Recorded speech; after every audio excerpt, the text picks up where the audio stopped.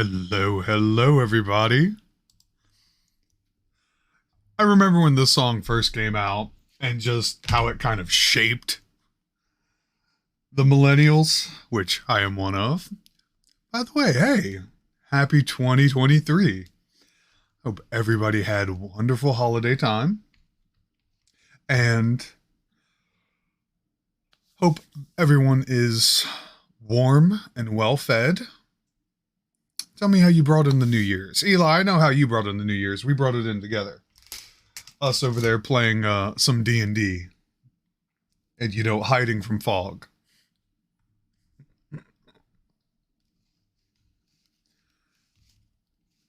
Was a good time.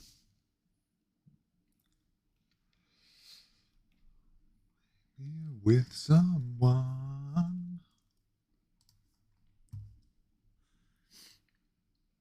Hachidori, welcome to the chat. How are you doing? How's your morning so far over there in the Japans? Over there with the Japans, all the Japanese. We are still getting ourselves a little set up. But for the most part, I think we are 100% and ready to go. Music's a choosing good vibes, which I think is great. Full of coffee, about to have breakfast. That's what's up. That's what's up. So, first stream of 2023, and it's falling on a mini stream. Love it. Part 6 of this journey that we are adventuring on. So, if everyone's settled, you've got your supplies for whatever it is you want to do, your own projects, or maybe you're just getting comfy to vibe. I think we're going to get into this. So, ta-da! We have Thal, the Defiler, our undead necrotic dragon, all pretty and primed. And as you can see, they do stand for the most part. So, Eli, I did take the advice. On the bottom, there are now 3 pennies. One little problem, though. Despite all that weight, it still wants to lean back. So I've got to come up with something. It's still very much back heavy. And it is very interesting. Now, that's not going to affect us painting. But I need something a little bit heavier to put in the front to put some balance in here. And at this point, I'm thinking of getting ridiculous. As far as like adding extra weight. Personally, what I'm thinking of is acquiring a particle from a neutron star. That would, keep it there. But we'll see. See? Even then. Glue a bigger base on. I don't have a bigger base, unfortunately.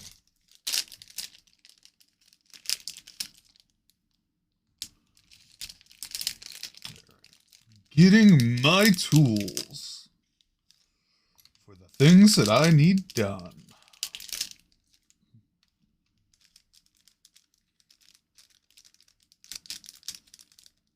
Which one is... I think I will need these 2. Boy, give me the size you need. I got you. This is a 50 millimeter base sized mini. So I guess whatever the next size up would be.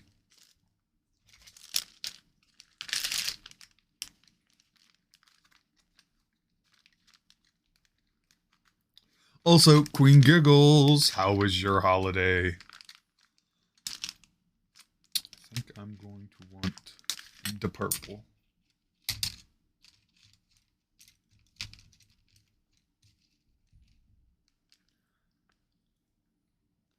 Yeah, this is a large creature.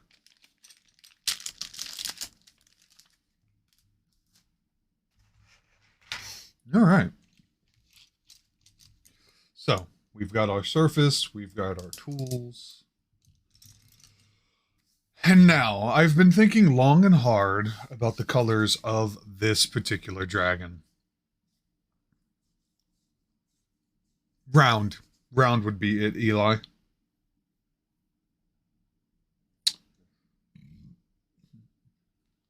So, just a reminder. The dragons that we've done prior. The Ghost Dragon. Very, very rich blues, purples, making my own shade to make that work. My own ink. Okay. The Dragon of Schmargenrog. Okay. Rich reds. A little bit of black. Very, very intense shading as far as coloration.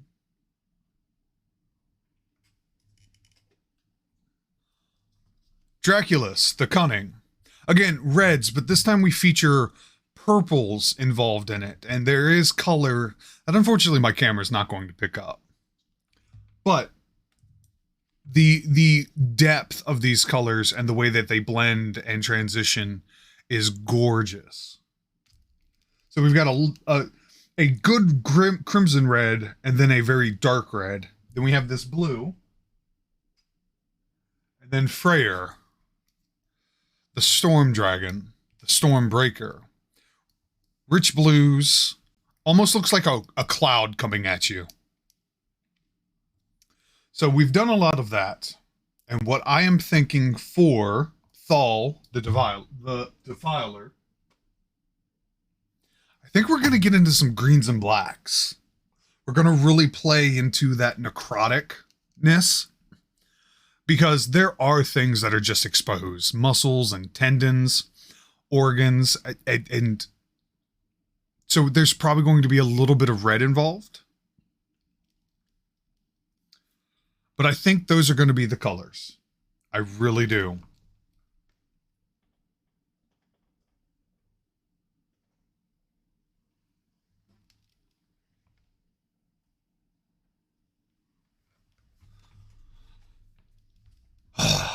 The question is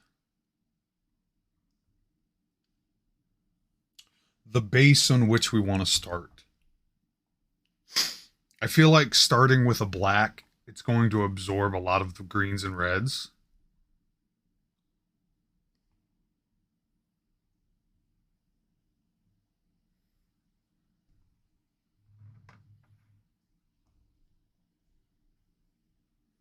So do we want a green base to work upon? That's the question. Because then it's not going to overpower.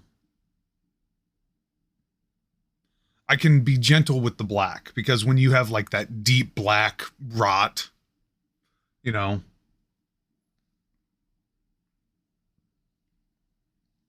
But then there are also bones exposed. So how much of that?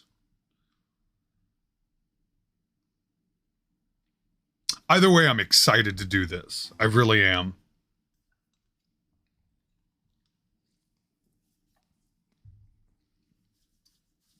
I think starting with the green base is the play, though. So, we're going to get our green. And hopefully I have enough of it. Because these are big minis.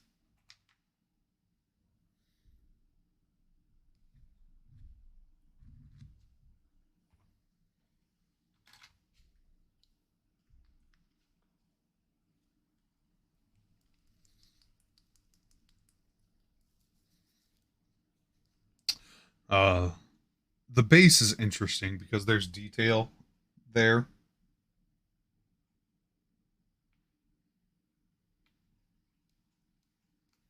There's actual like bone.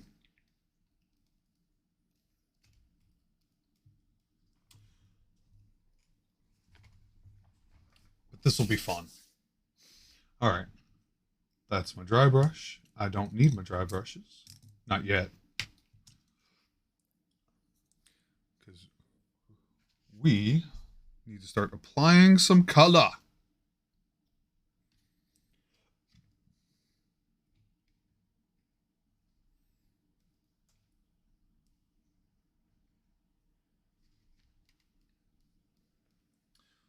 What else do I want? We'll need some reds.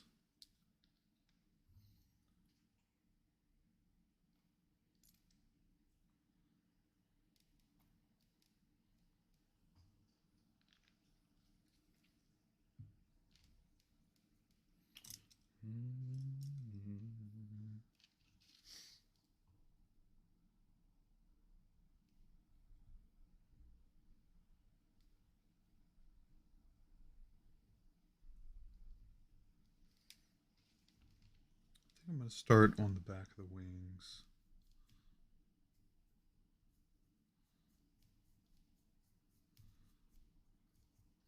Yeah, this is going to be a very interesting mini overall.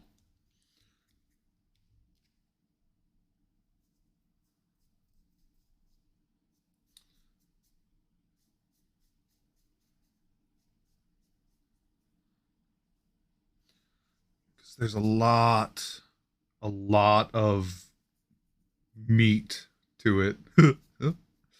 Pun was unintended, but nothing I can do about it now. Except own it.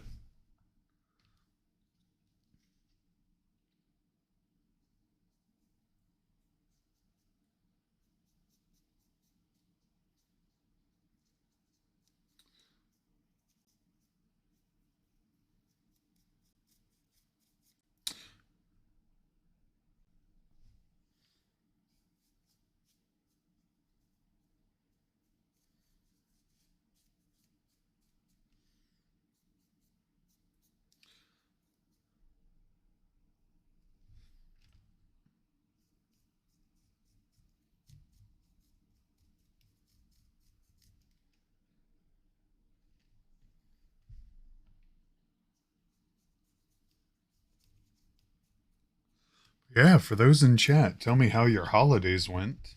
I'm very curious.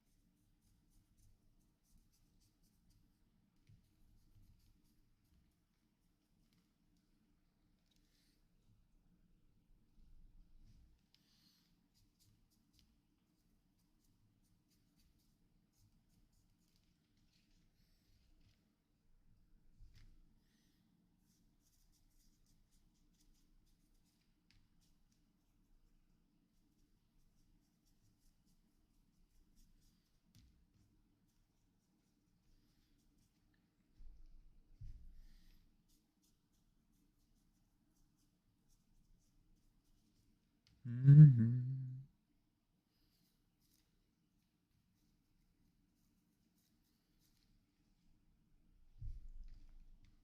Bum, bum. Mm-hmm.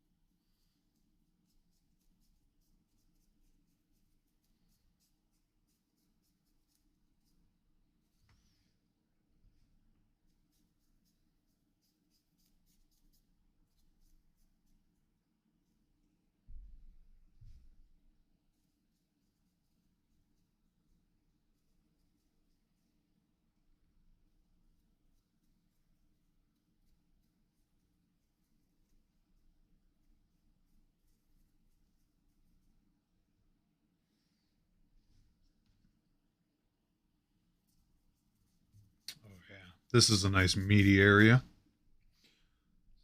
That's going to be interesting. Bringing out the colors of like the muscle and sinew. I think I'm kind of thinking like if I'm drawing from inspiration, it'll be like there's a Monster Hunter monster that was introduced in the World game, Monster Hunter World. It's like a wolf dog, but its entire body just looks like it's muscle, like raw exposed muscle. I can't remember what it's called off the top of my head because it's been a minute.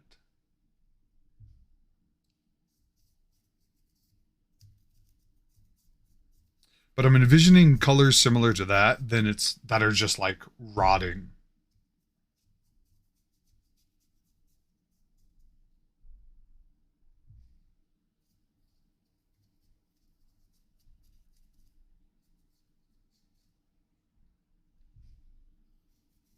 I think that's what we're gonna go for.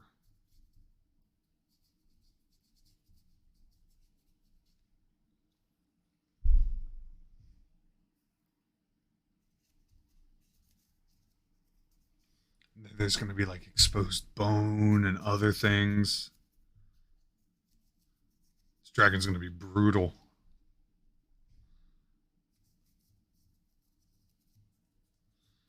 Because my thinking is, this maybe have been a dragon that was freshly taken down, and then immediately turned.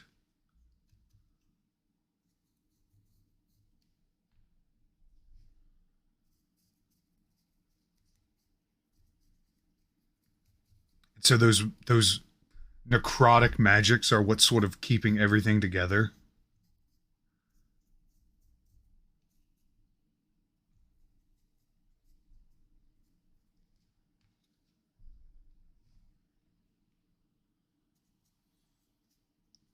Zombie dragon.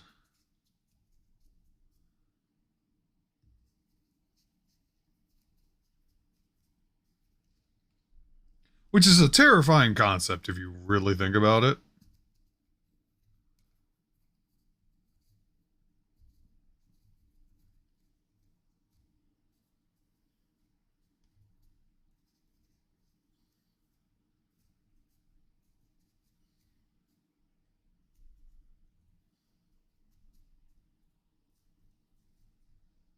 Go on, get in there. Get in there. There we go. I want to make sure I'm getting every spot.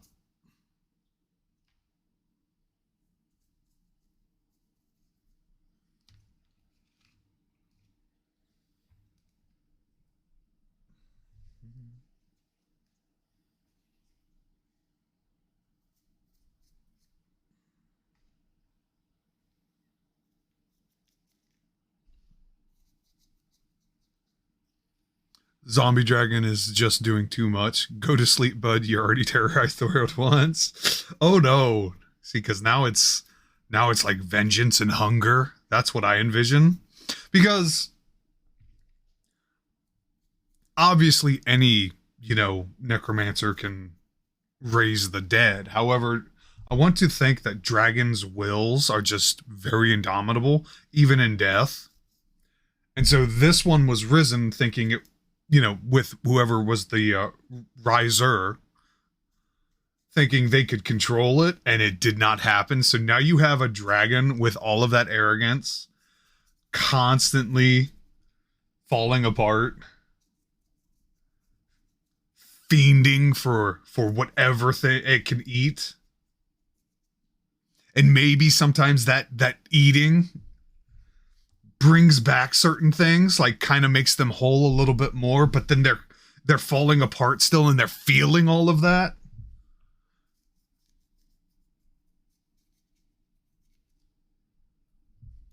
Zombie MP, fill the void, yeah.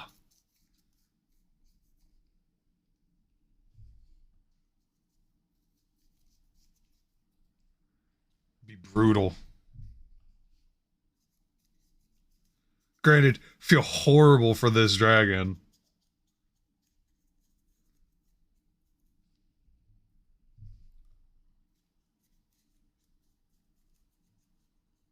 But you know, bad things happen to everyone.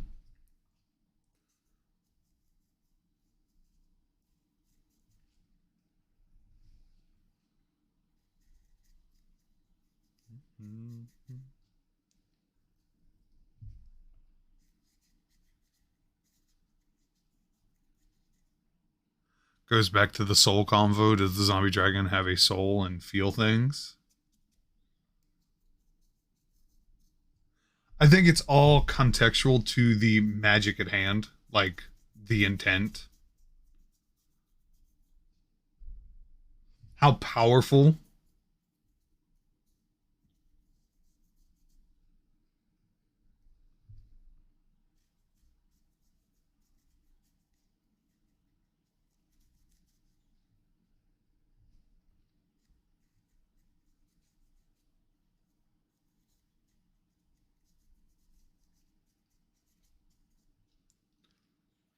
Or maybe it's not.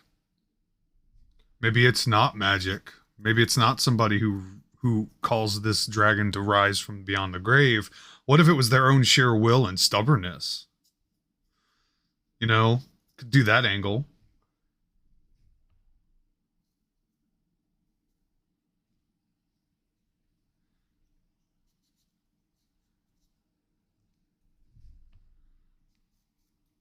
You know, whatever the afterlife for a dragon is, even that didn't want this one.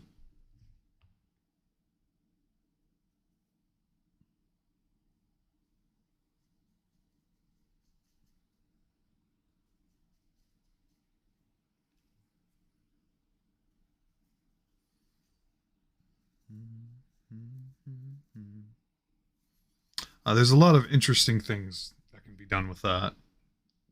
Interesting angles.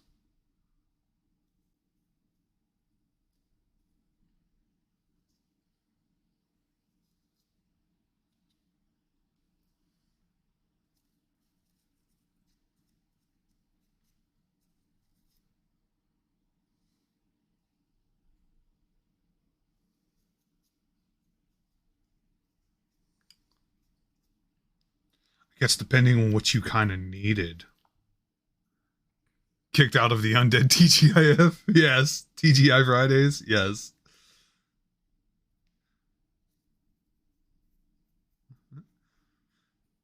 I said I wanted a pizza! Sir, this is a Wendy's.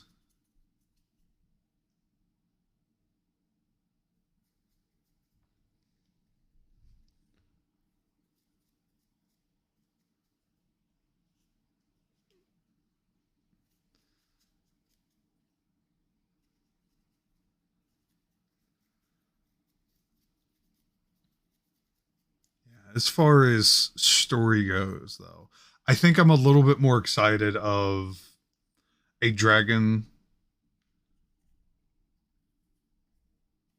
I like the zombie angle. I also like that drive that it can still feel. It feels itself falling apart, and it's consuming things to replenish that. And while that does replenish things, the the body gets kind of renewed, but like it's temporary.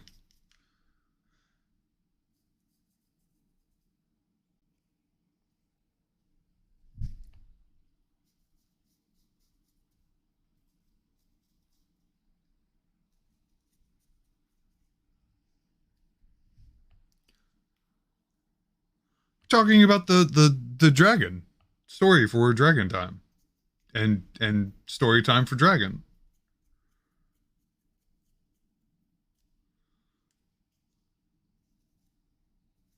You know,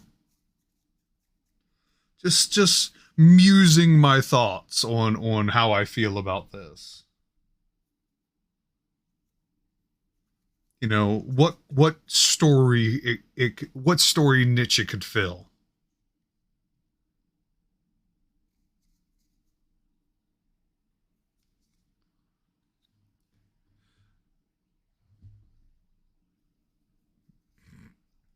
Yes. Yes, Eli. Look, the bard would have to be really, really down bad to want to do something with this. This is that's a whole new level of low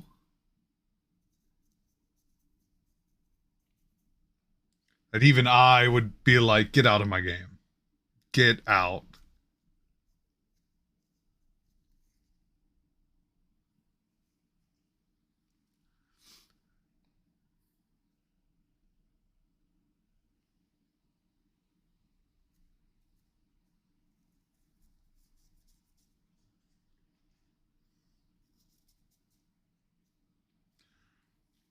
This tail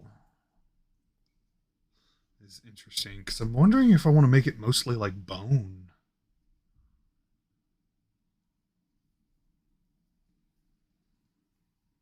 Because it's also very thick.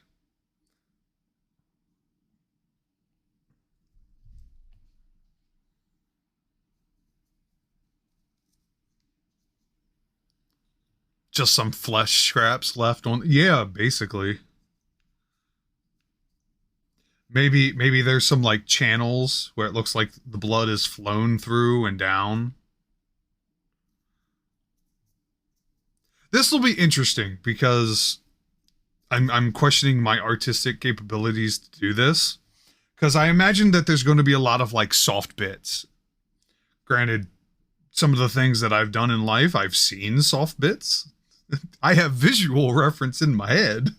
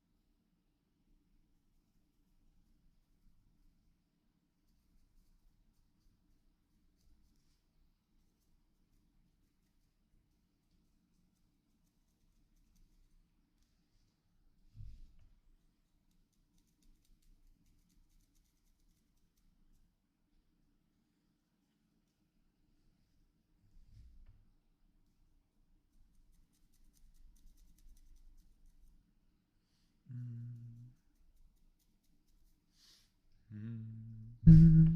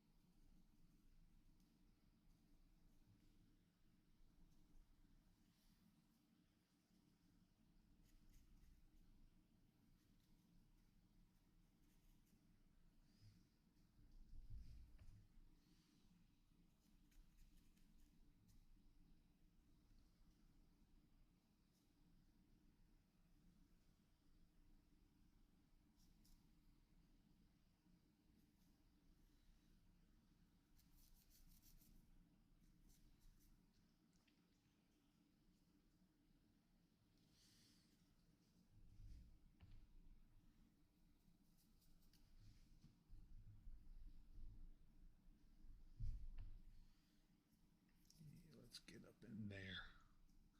Getting up in these guts again. I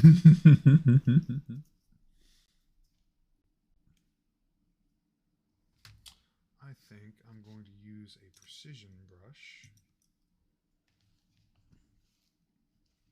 to get in between the ribs.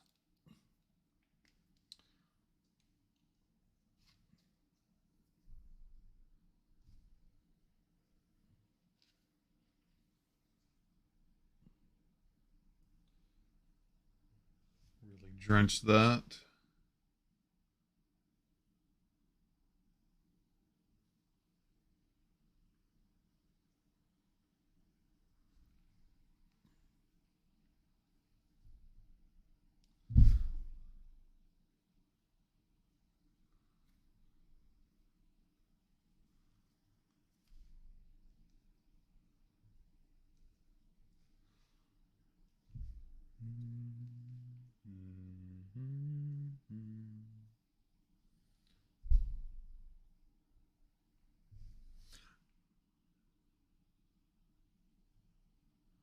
By the way, to any of those who are just tuning in, I hope you are warm and well fed.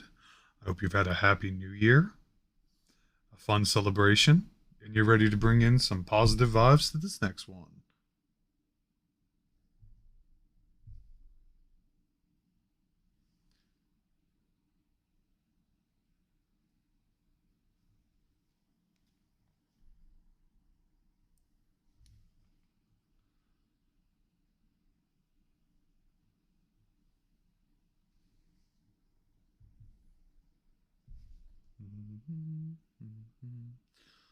Because there's still bits in between these ribs, like close to the core.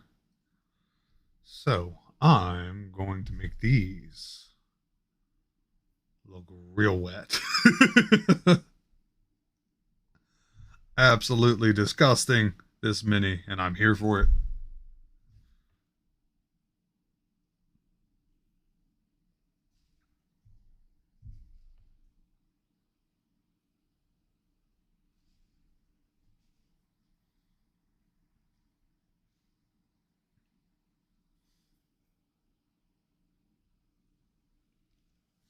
Yeah, I'm liking this a lot.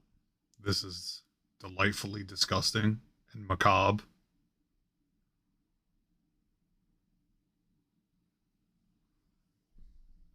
Mm.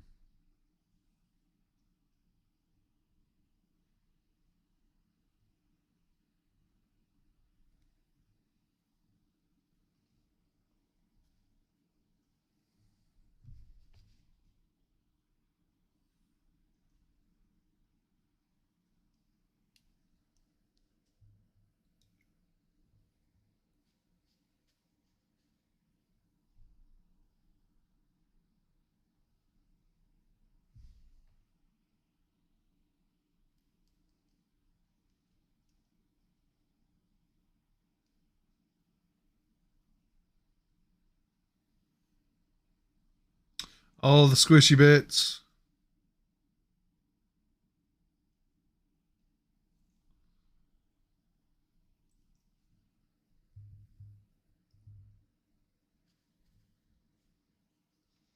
Now we're going to set that down.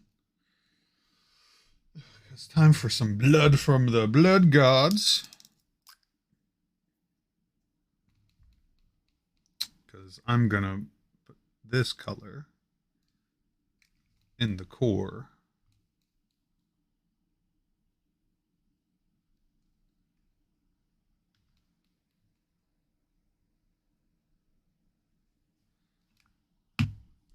Don't need a whole lot. We're going for the center here. Because that's a real juicy bit. Getting back here deep inside.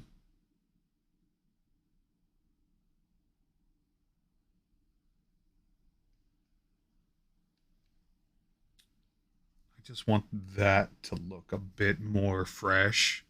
Like I envisioned the dragon consuming like flesh and meat and other things. It starts from the inside and works its way out.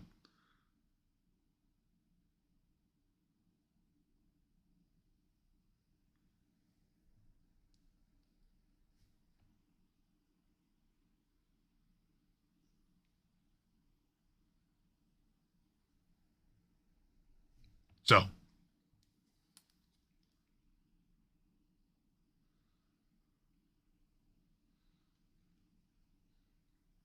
details and precision tools.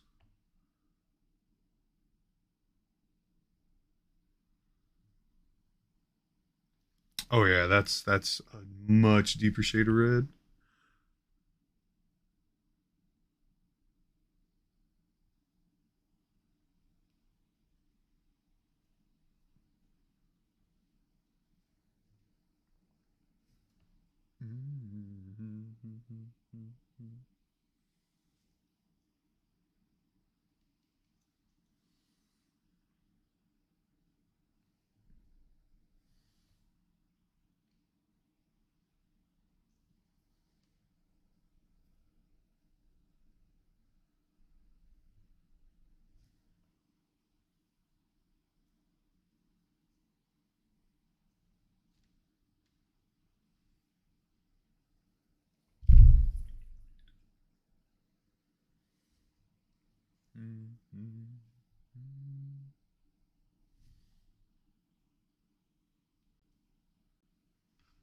Ada? Question mark.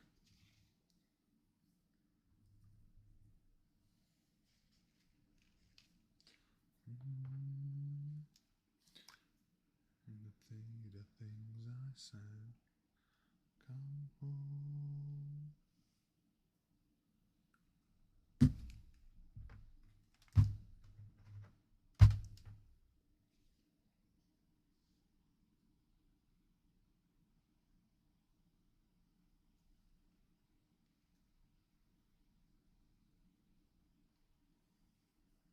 Bloody guts? Yes, very, very bloody. Very pinky, very fleshy, very goopy.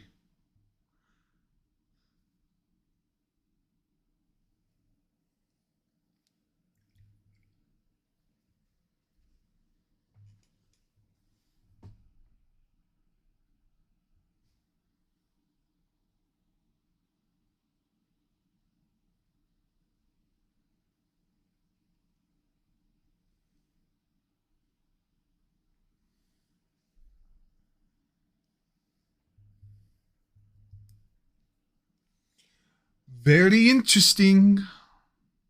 But I am liking how it's coming out. A lot. Like a lot, a lot.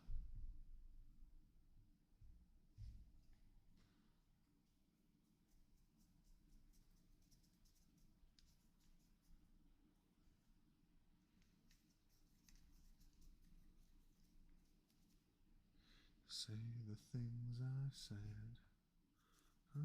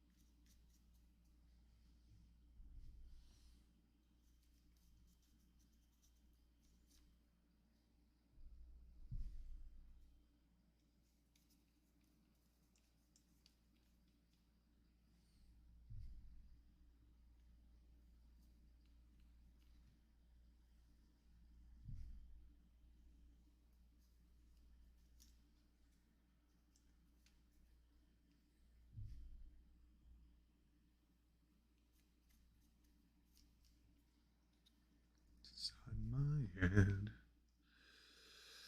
Yeah, that's looking really, really gross, and I'm here for it. This is Flesh soup dragon is what I would describe this as. It's soupy. Soupy in here. Tasty. Yes, very tasty.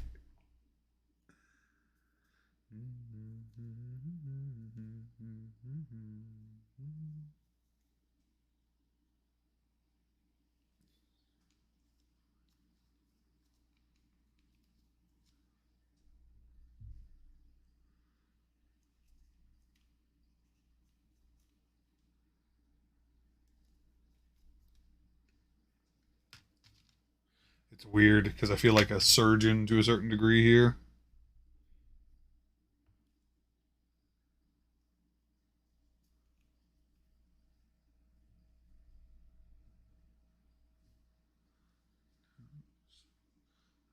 Make it back to you. That feels like a good comparison. Yeah.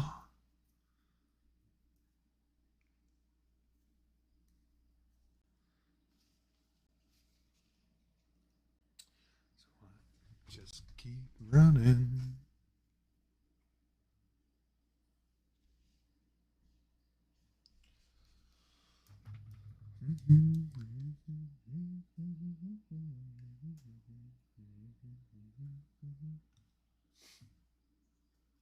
Yeah, the wings are dry already. Good.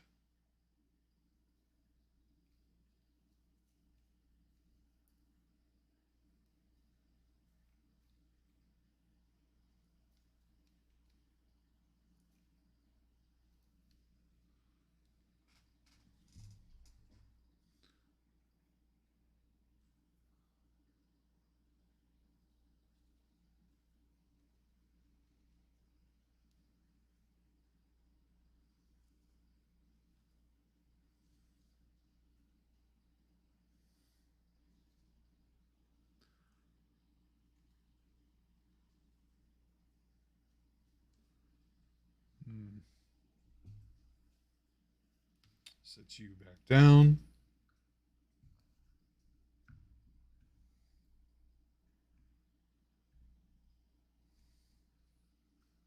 Close that.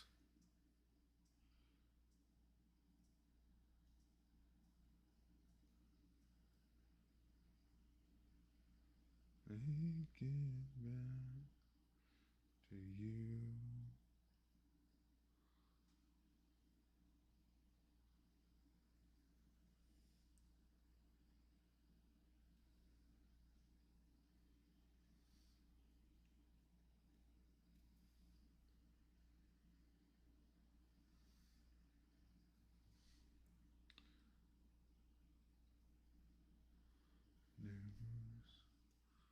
Make it back.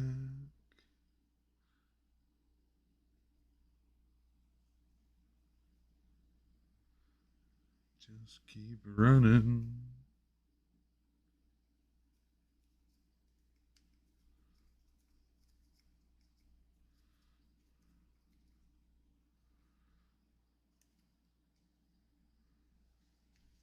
Mm-hmm.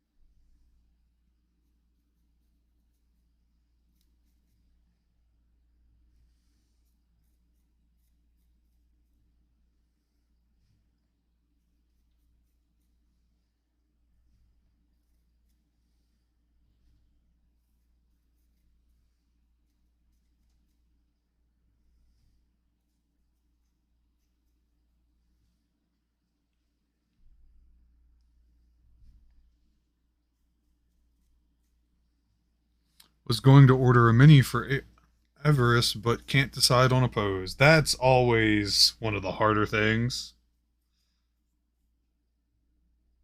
What are the options? Like, what are you thinking? Have you narrowed it down to anything, or are you just like, ah?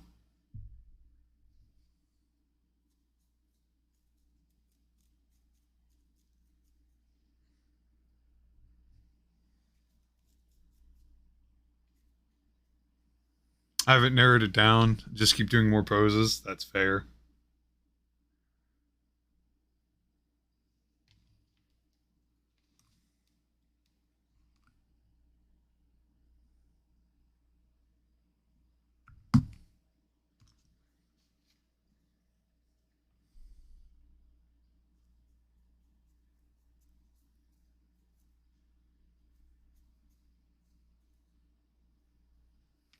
These custom poses make it too much fun. That's valid. Absolutely.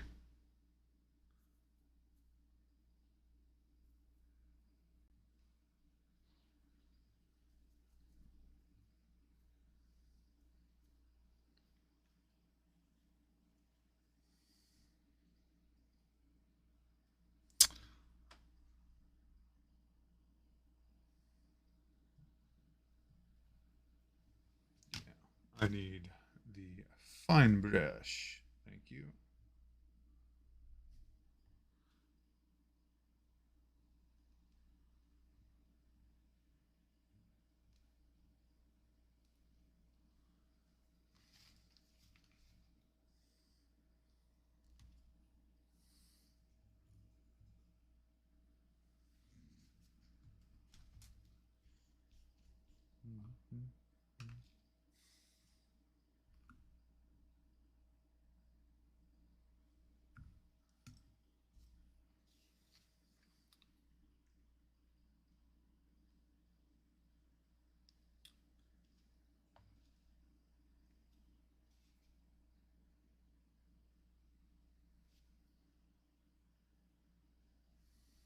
Hmm.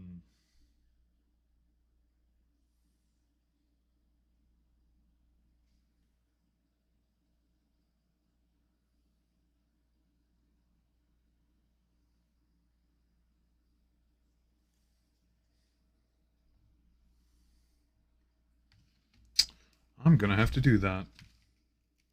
Okay, this will be interesting.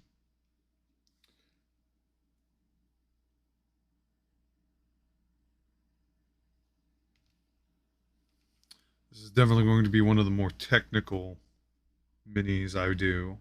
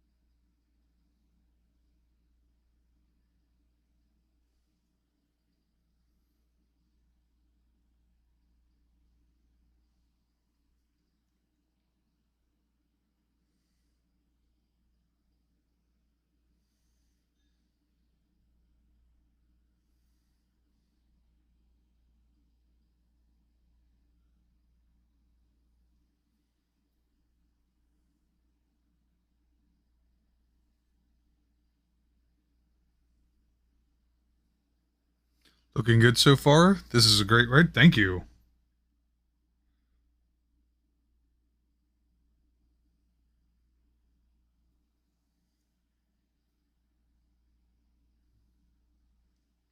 I appreciate that.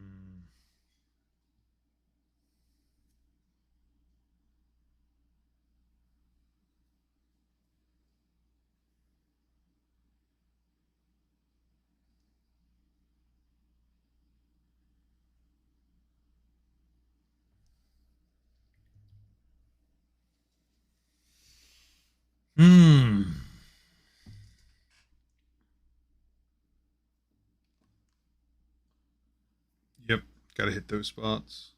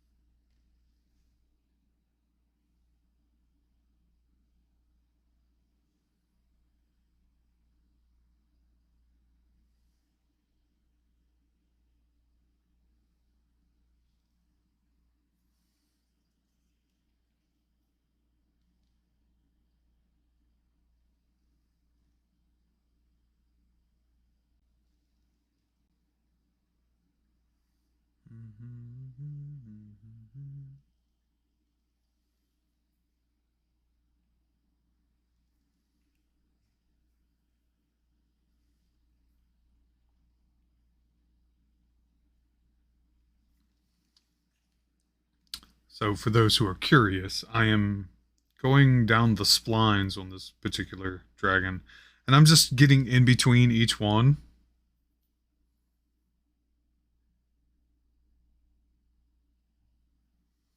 Because in my head, that's where like meat would be still connecting.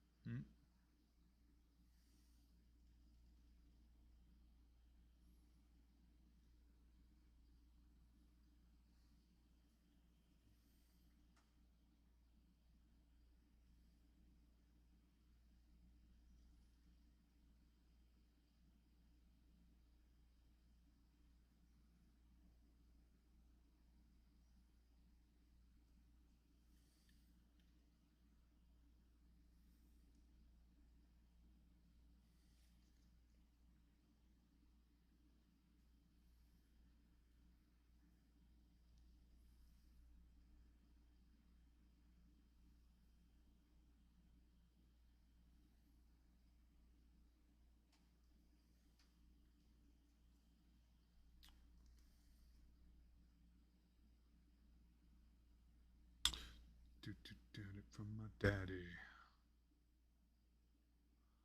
Daddy.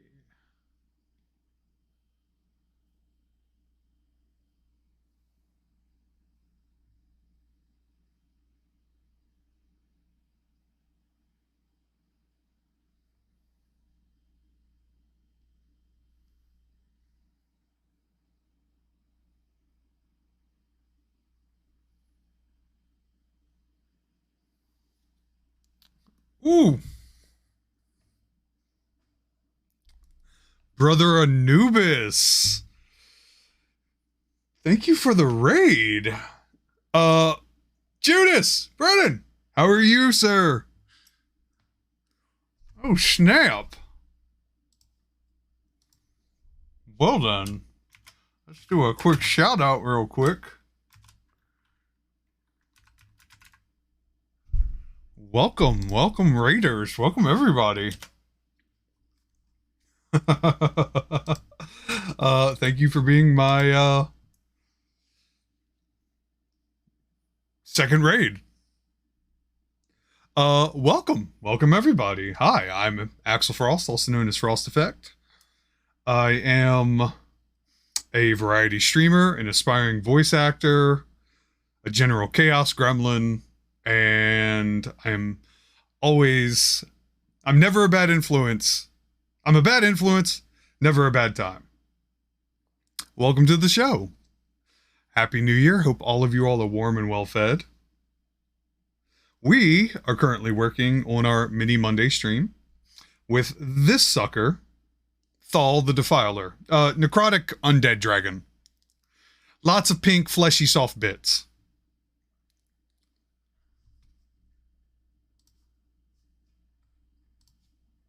Transition to the bigger camera so people can see progress so far.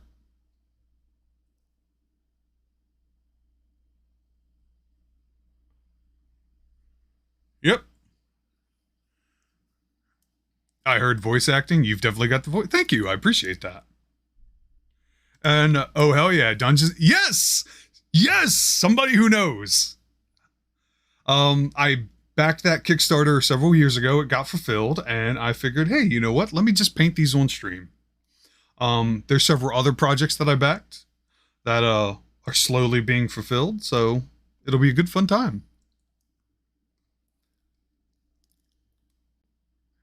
Oh, really? Concerned Whale Productions? I can dig it. That's awesome. What other ones have you painted so far? I've, oh, I'm looking forward to the Xenodragon. I'm saving that one for last. But so far, I'm doing Thal. I've done Freyr already. I've done the Ghost Dragon. And I've done the Dragon of Schmargenrog.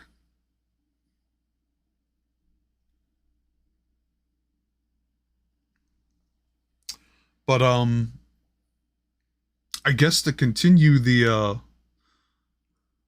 please no, I have so many models, and then he said he'd pay. It never stops. It never stops, Anubis. The Phoenix model that came with the, it was like one of the starter bonuses if you backed early. I have that. I'm thinking of doing that within the next few streams. So I'm very excited about that. That's good. A Wargaming dies when he paints. Yes. A Wargamer dies when they paint their last mini. So never die. Always keep painting. But, yeah, like I said, I'm a variety streamer, and sort of Monday mini nights is supposed to be sort of like a community night thing. You can be painting your own minis. You can be doing your own projects, whether you're a cosplayer or anything. Maybe you just want to vibe and do chores or cook dinner. That's what all this is about. My big games right now are Destiny 2. That's my recurring one. And I am also streaming Horizon Forbidden West. When that's done, I will be doing God of War Ragnarok. But, yeah, I appreciate the follow. Thank you, Brother Anubis, for the follow. Thank you, Concerned Whale Productions, for the follow. I need a bigger base for this one. I'm having balancing problems with Thal. But, you know, here's also my socials. I always announce when I go live.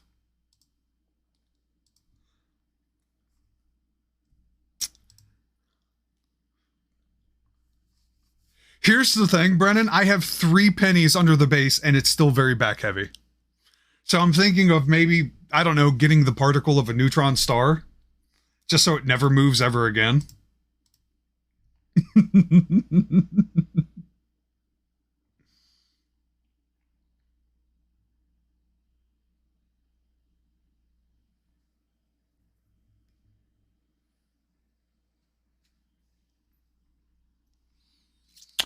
Lead fishing weights pounded down into a disc to fit under the side. I was thinking tungsten. Tungsten's affordable in this day and age. No, I'm gonna get a bigger base. One of my mods, who's also a personal friend, I've been in D&D games with them. They've been in mine. Is gonna get a bigger base for me. So hopefully that'll be the solution. A wider, bigger base. Because these ones are 50 millimeters, and I'm thinking maybe the next size up will do a trick. Will do the trick. There we go. Loads of it lying around in UK. Yeah, now it is. But, no. Thank you, everybody, for chilling and vibing. Come along on this fun little project. One of the things about me posting my socials is so you all can tag me and I can see your work.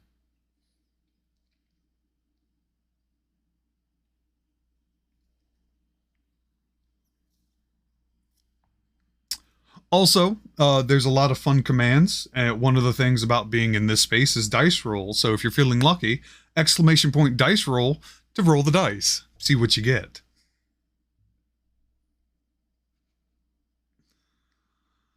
I think. Oh no, need to get from this side too.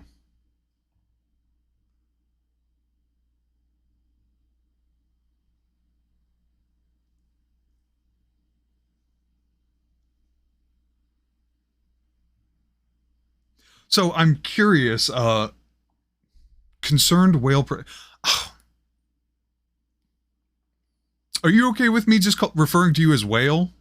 If that's okay, whale works. Cool. Um, are you also a DM?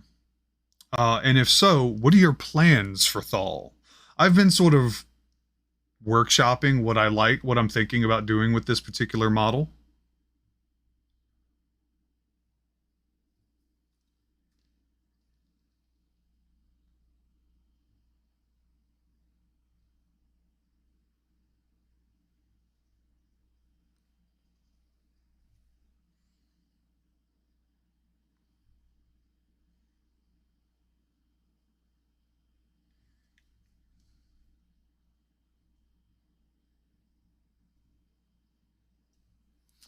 A DM of multiple systems, probably going to homebrew something for him. Use some undead dragon stats from Pathfinder 2 for Abomination Vault. Interesting. Interesting.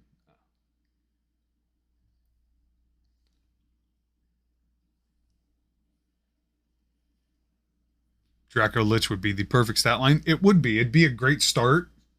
And if you just wanted to be quick about it, that would be pretty easy. What I've been thinking about, because my brain always starts with homebrew, I have to be reminded that there might actually already be something that exists. Um, I'm thinking sort of like, obviously like a zombie dragon, but for me, dragon wills are very strong and stubborn. So I want to envision that whatever caused this dragon to now have its undead life, it still has its will, it still has a lot of things. I like the idea of it constantly eating things to regenerate itself. So it's also always feeling like it's watching itself, it's feeling itself decay whenever it replenishes something. So it's this like real deep drive and hunger, which is why I'm making the fleshy bits, like the insides, very moist. I'm using the Citadel blood for the blood gods color here. And it's really giving it a deep red, like it's still fresh.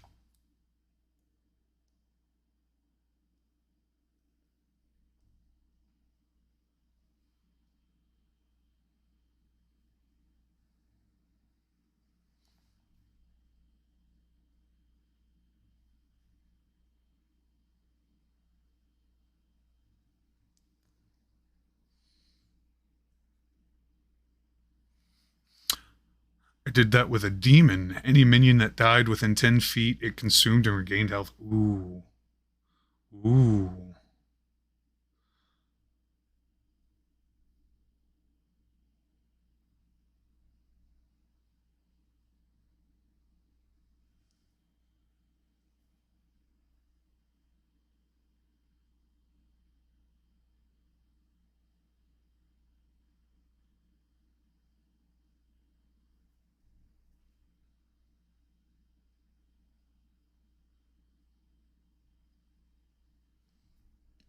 That's a fun. Yes, it is, Eli. Very much. Don't die. There is no save or suck here. It's just don't die.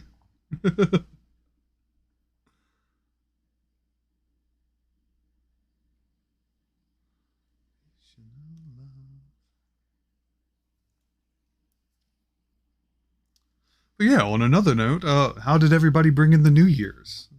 Hopefully with friends, family, fun, and food. At the very least, peace, quiet. Because sometimes that's a good way to start off a new year.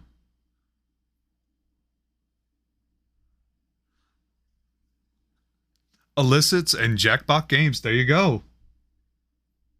There you go.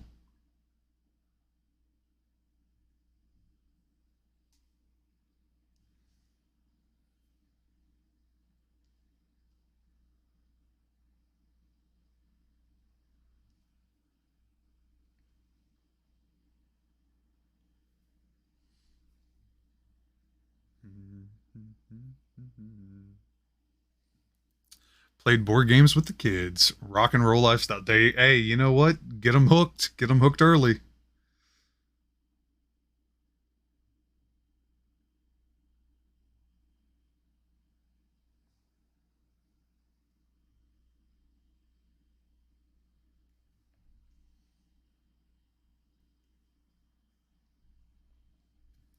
Okay. I'm switching tools because I need a more broader application, as I cause chaos and destruction on my board. But I didn't drop the dragon this time. Can't drop it. It's in my hand. Haha. 13-year-old girl asked to spend her Christmas money on a board game. There you go.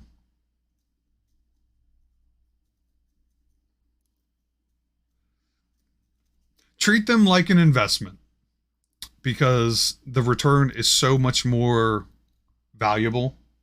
You know, you get good board games and you're always coming back to them no matter how many times you played them because it's the good times you have. It's one of the beautiful things about Dungeons and Dragons and other tabletop role-playing games. She has asked me to learn the rules and tell her, though. Well, yes. Why should she learn the rules when Dad can tell me? But hey, you know, you can look at the silver lining on that. That's some trust. That's a lot of trust.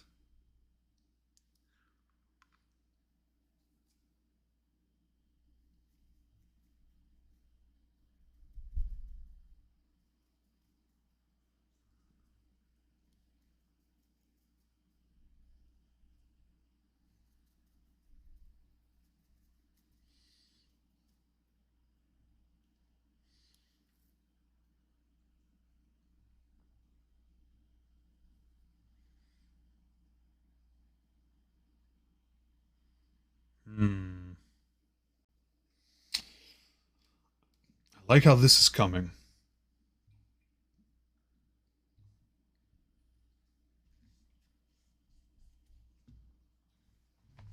All right. I think I want to save the tail and the splines for last. I want to get the other details because I want those to be sort of like a bone white. So, is it green and black time? We're going to start adding the rotting fleshy bits. Start getting into the details.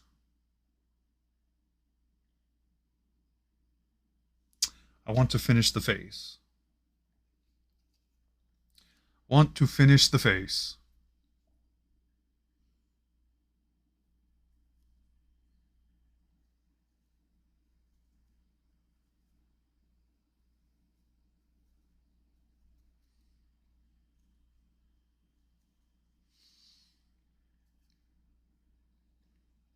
Get on the other side.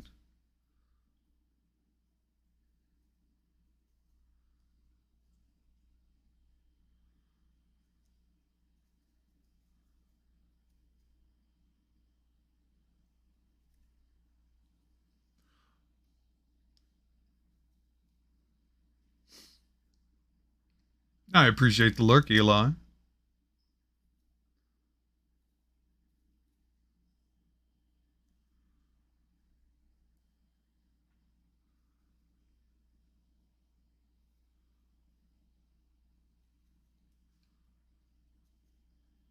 Get the inside color pretty okay for what I want for the mouth. Pulling blood, goodness. Which, by the way, if anybody's wondering why I'm using sort of like this almost sort of pinkish color, fun fact, because your bones are surrounded by organs and blood, yeah, they're actually pink. In case you didn't know.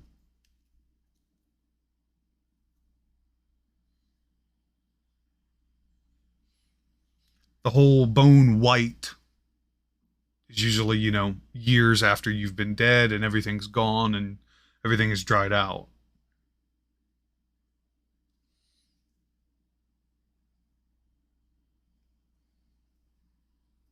So then let's take that down the tail too then. just because that would make sense.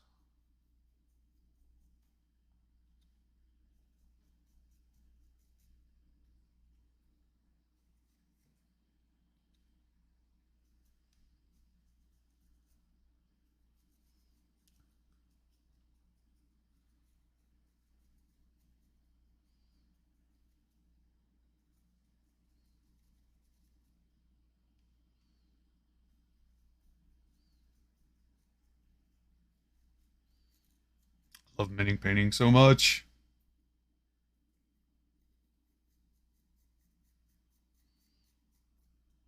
Because with the right application, just a little bit, and it dries like almost instantly. Boop, boop, boop. Yeah.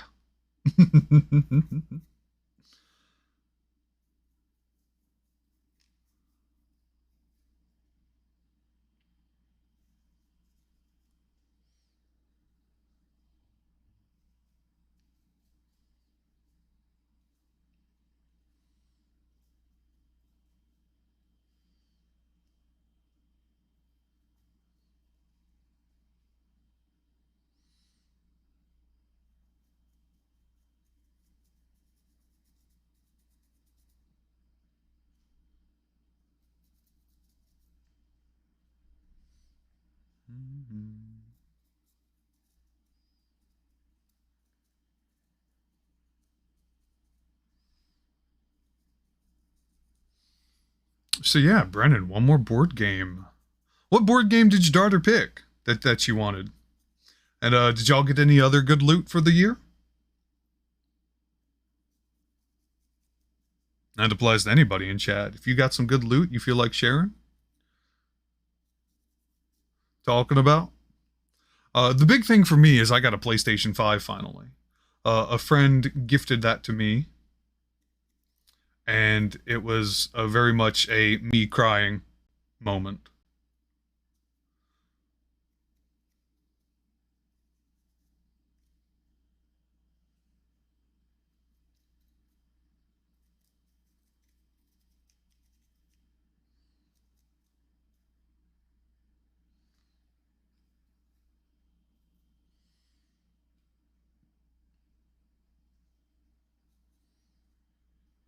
Okay, I think we've got that covered. Now it's on to detailing. Let's go. Set you to the side. All right. I think I'm done with Blood for the Blood Gods for now. For now. Bought them Here to Slay, Dragonwood, and Exploding Minions for Christmas. Let me check the one she bought, as you can't remember. Those are pretty good. Oh, and Minecraft. Nice. Minecraft is always a delightful time. I need a little bit of black. Where is my black? Yes.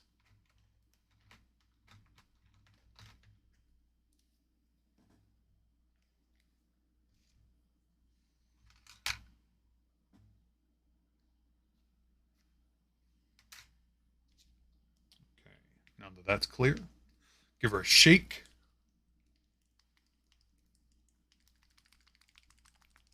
Got it. We're going to add that to the side of our green because I'm going to blend a little bit here.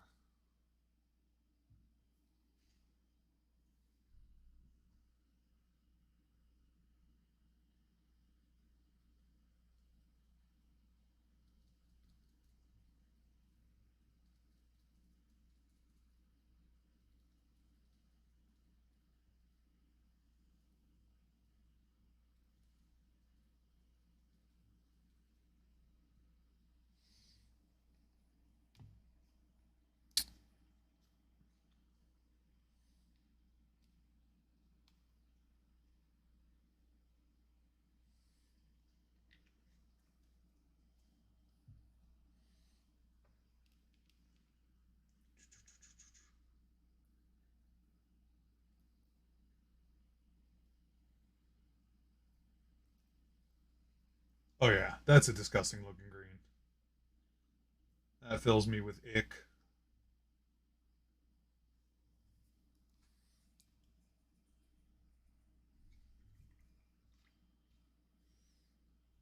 Lots of nope. Which means we're on the right path.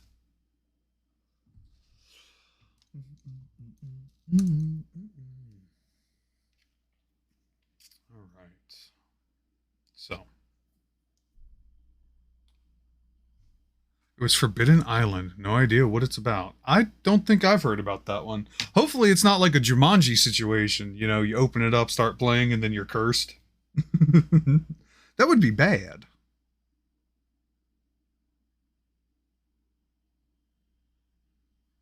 No bueno.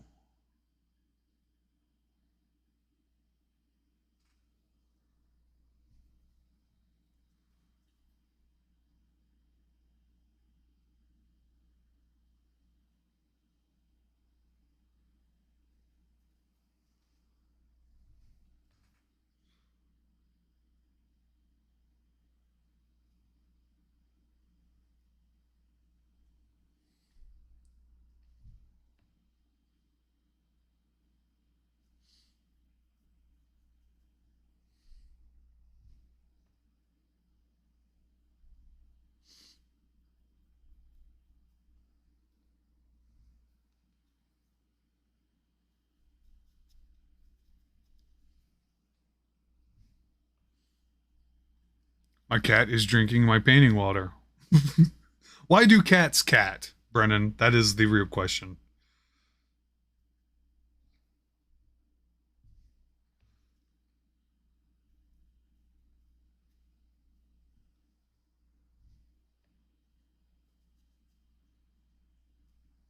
No. Cats are simultaneously regal beasts and chronic dumbasses.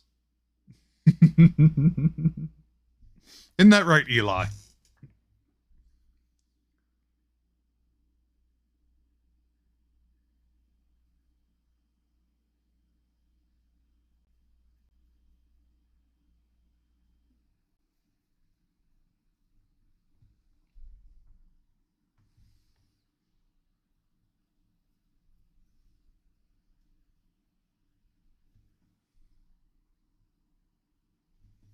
Cat's just going cat.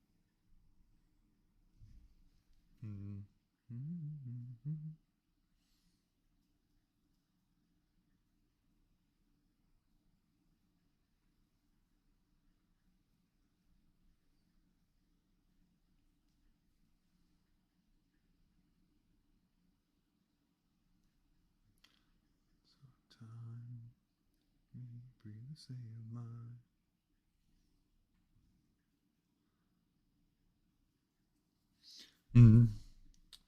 So what I'm doing now that I've got my essential base colors going on, and the areas where I think like blood would be pooling, because my envision is that like, okay, let's say that this dragon does consume things to get like body parts back and things of the like it regenerates itself. I think it would start from the core to work its way out. So I have blood sort of like pooling down the spine and along the splines where it trails and tapers off, definitely inside in the guts for this one. So in my head, like the extremities would be like some of the first to start showing that rot. So I'm just dry brushing this custom green that I just made, combination of green skin army painter war paint and their matte black. And I'm just hitting areas, changing the size of like the rot. Like here on the neck where these dangling bits, the ends are just like almost ooze.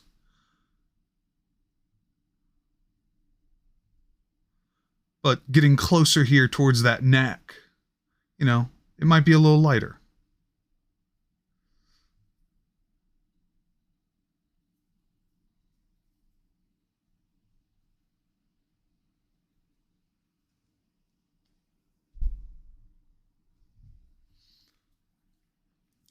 Which, by the way, if you become a long time, viewer, you're gonna hear I love dry brushing. It's such a wonderfully powerful technique.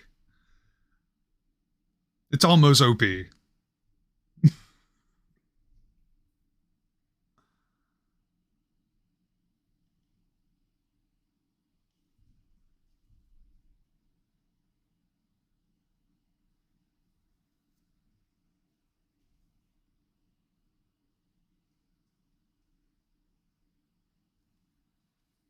Dry brushing is certainly underrated. I would agree.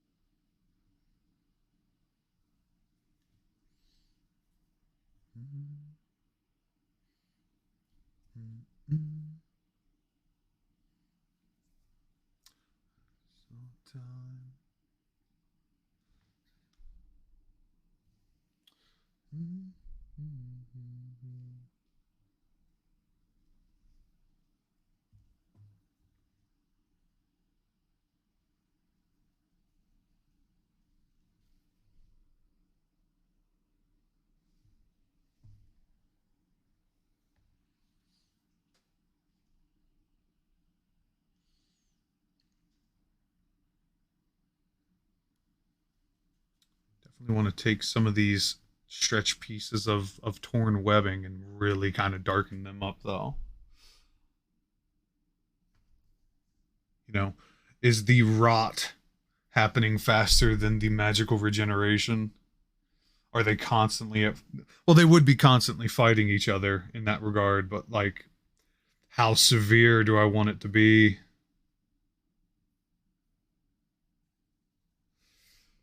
Because my idea is that this dragon is also feeling all of that happening. Dragons are very stubborn, very strong willed, and magical things.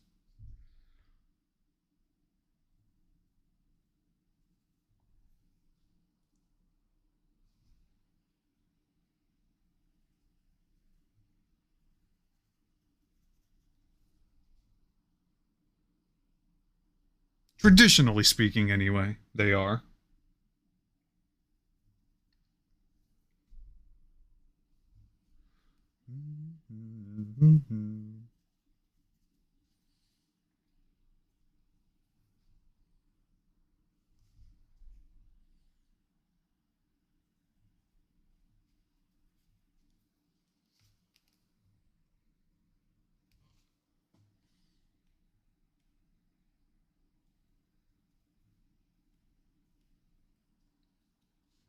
Ooh, a wild onyx.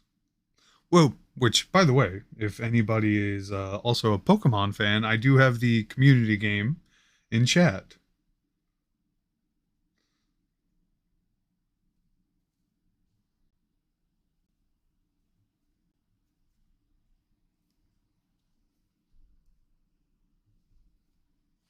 Because we're nerds doing nerd things.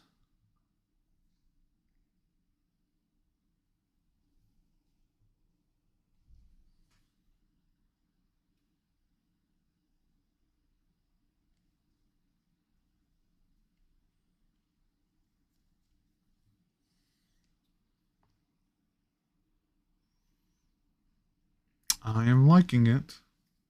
So let's do the backside.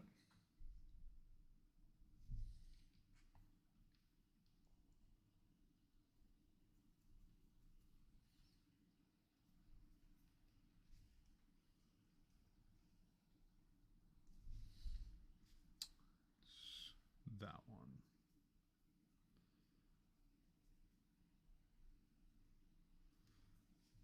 Keep it consistent. Keep it similar, Axel.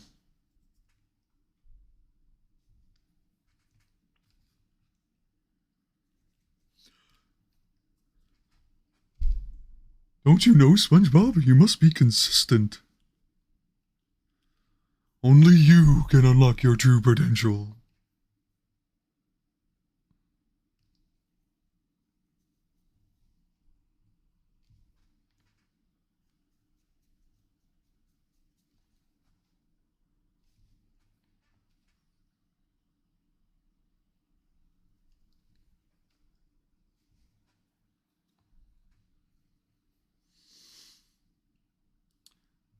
Yeah.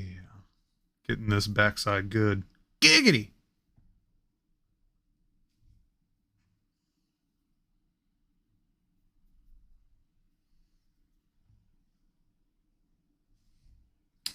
Yeah, that's the other thing about my streams is I will always be saying stupid or questionable things or doing silly voices.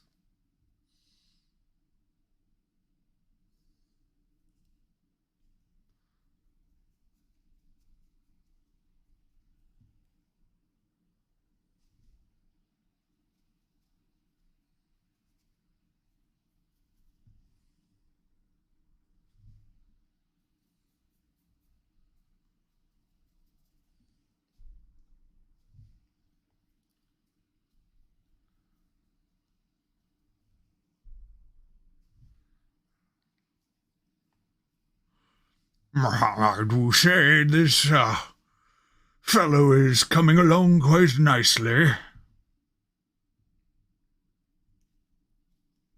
Well, from our perspective.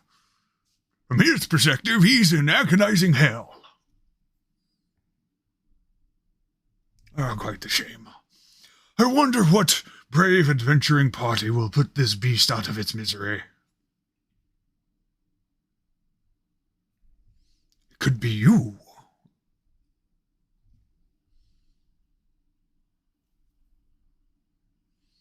Are you so bold and brazen?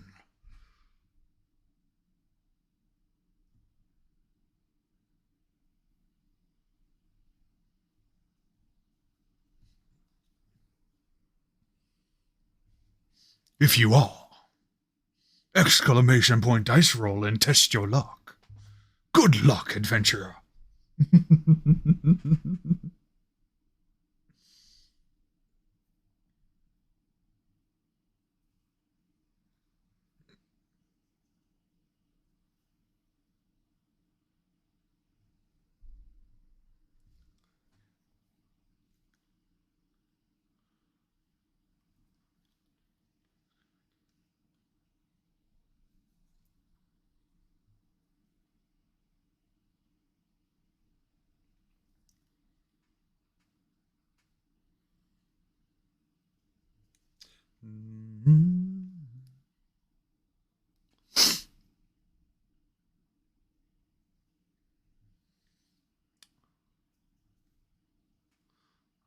Like it.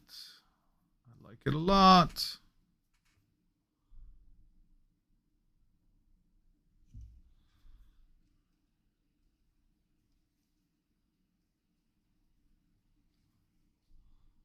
use some of the more green. Go back on some of the areas.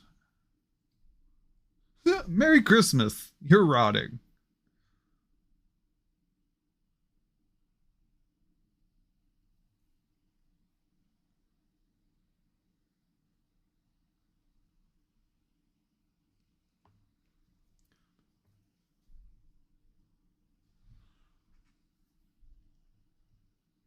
What a life. Merry Christmas, you filthy dragon. And a Happy New Year.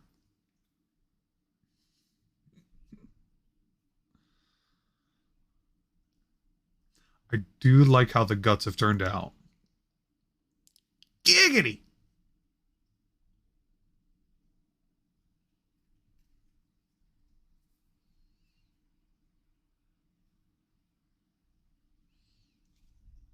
Where did I hit?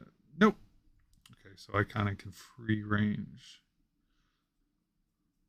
Free range rot. It's all natural organic.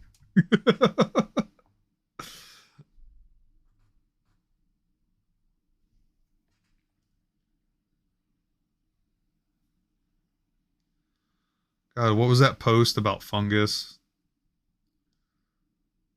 Which is fungus is essentially sort of like rot, and it's an extant form of life. So it's just like, how do you kill it? How do you kill something that lives in rot?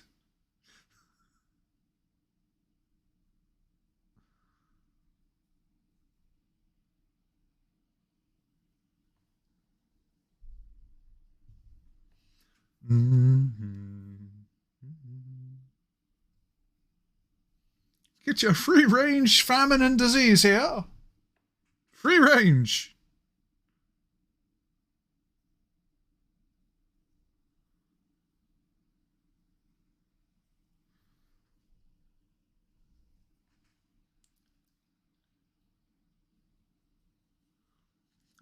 Listen, it's very important that I source my evil naturally, okay?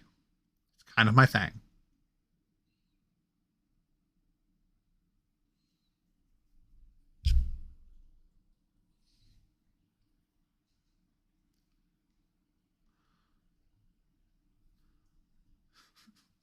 If you don't have homemade evil, store bought is fine.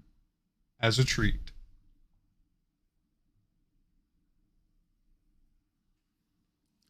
Fire, usually. That seems to be the go to answer.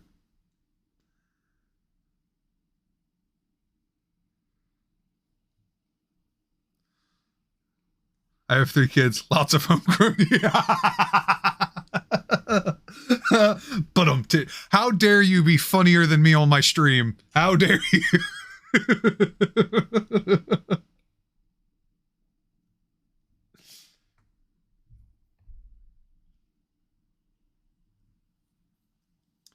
That's a big spot.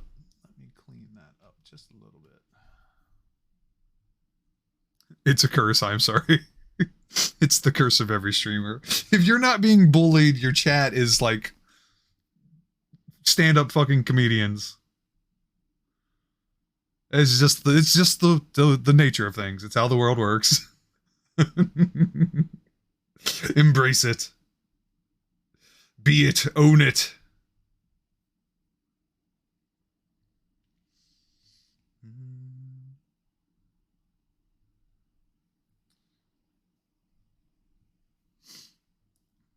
We'll be very excited to plop this on the table one day.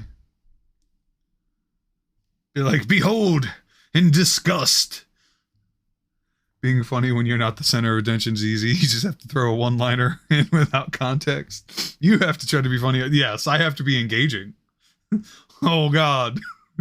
Oh, God. So much pressure.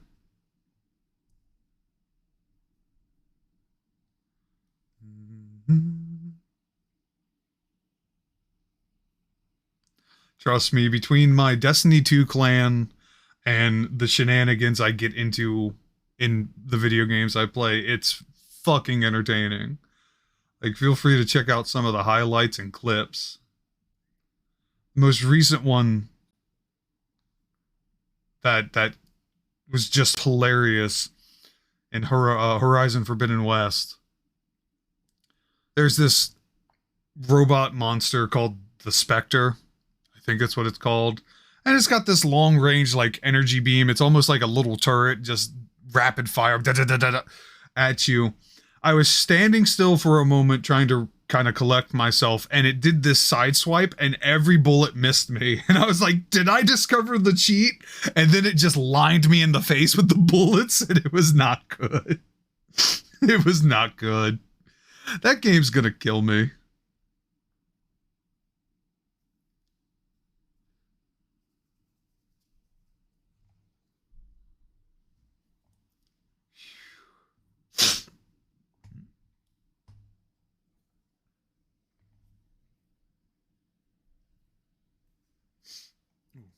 Hold on. I am having a problem.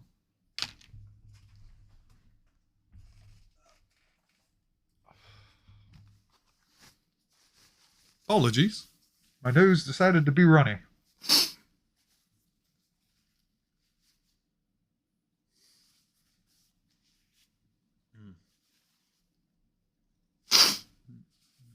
I'm allergic to paint.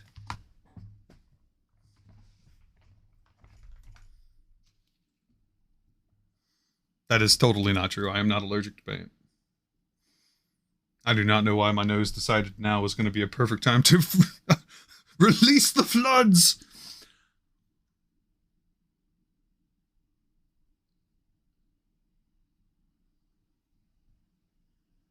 Oh, bodily functions. Making everything interesting and awkward. All right. Like the little splotches of rot happening around here. I have to make a maze for a D&D session tomorrow. The group will be presented with a crystal room with 2 exit portals. They go into the exit and find another almost exactly identical room. It's a maze of unlinked rooms. Of course, I have a map of where they all go, but they'll have to work it out and make their own map. That is interesting. Not gonna lie, when you mentioned the 2 portals, I was like, oh god, is this going to be like Riddle? Pick a side and see what happens. Behind this door is a lion that hasn't been fed in 2 months. Behind this door is unimaginable horror. Which do you choose? And any smart person would say, neither. I'm getting the fuck out of here. I think I will help them and write numbers on the room floors. That's smart. Or you could let them suffer of their own volition.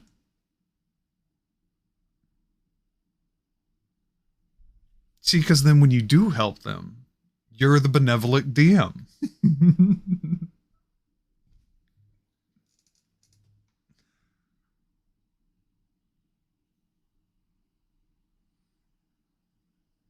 What is that? King Ramsay from is it Ramses? From the 300, the Spartan movie. I am a benevolent god.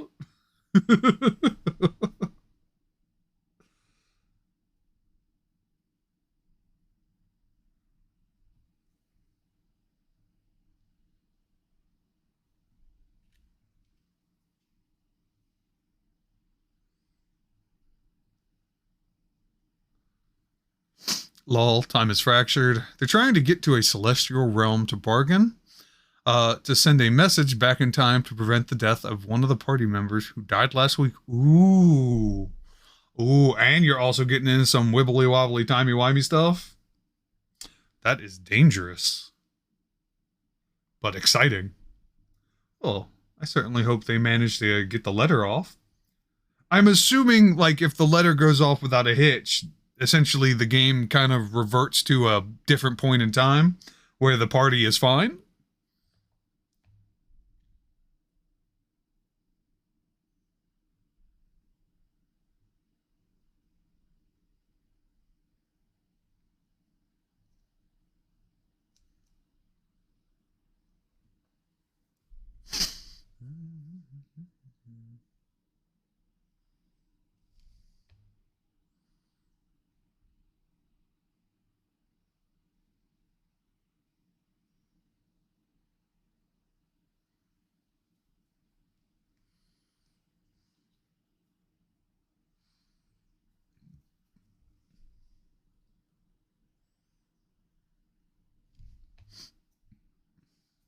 Once they make the deal, the dead guy will appear and beg them not to bring him back.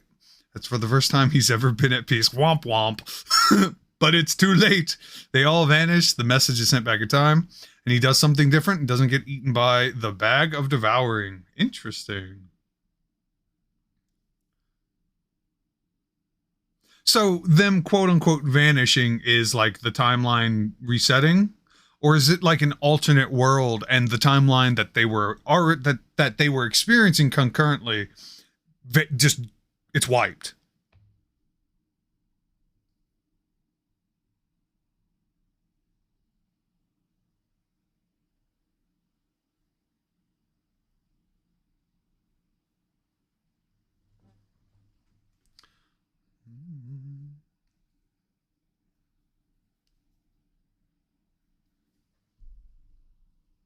Yes, the timeline changing. In my universe, reality is the dream of one being, so alternate timelines are not possible. Interesting.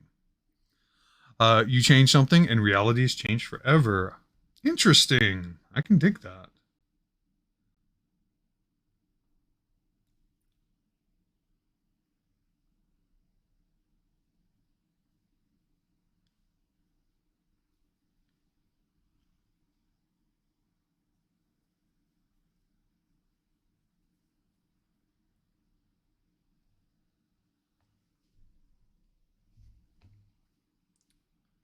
The reason I ask is because it's always interesting to hear how people think, how time in their world works. Um, in one of my games called Chromatic Children, the group used a wishing well, which in my world is a natural formation of both nature and magic combined, to essentially make a wish. And the wish they made was that certain events didn't happen. So for them, they still had memories of a timeline that they were no longer a part of. Um, and it was causing various interesting problems to begin with. But the chain of events that unfurled because they changed history, they changed the world on a fundamental level that only a wishing well can.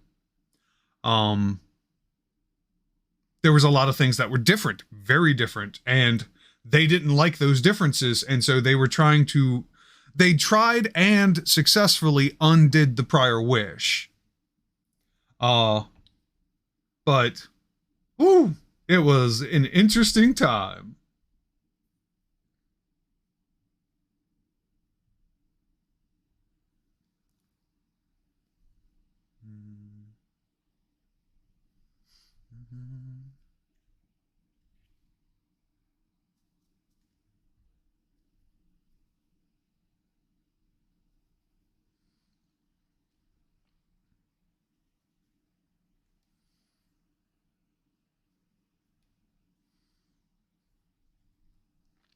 A few sessions ago, they fought and killed a Bone Claw, a mage who failed to become a lich, and took his phylactery. They went back in time to barter for a sword they need, Time Splitter Sword. They paid with the phylactery. The mage was the guy who would become the Boneclaw, but now he had the phylactery centuries early, so succeeded in becoming a lich. The next session, I gave them a new map, and the lich established an empire in the region they are in, and things are very different. They don't know yet if the lich is still there. He is. If he's malevolent, he's not. Or what his goals are. They kind of align with theirs, but he thinks on immortal timelines, unlike puny humans. Interesting.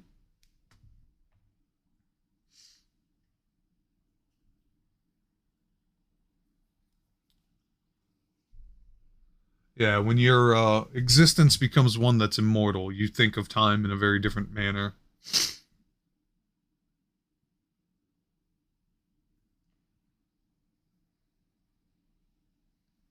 The reason I know this information is totally because I'm not immortal. Don't be ridiculous. Anyway.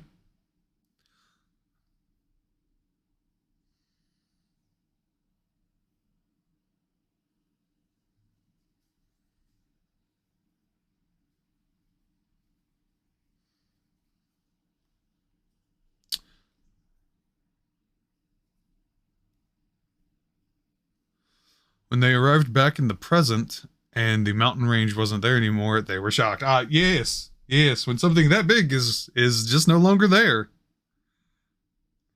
What happened? Did did we do that? Oh God.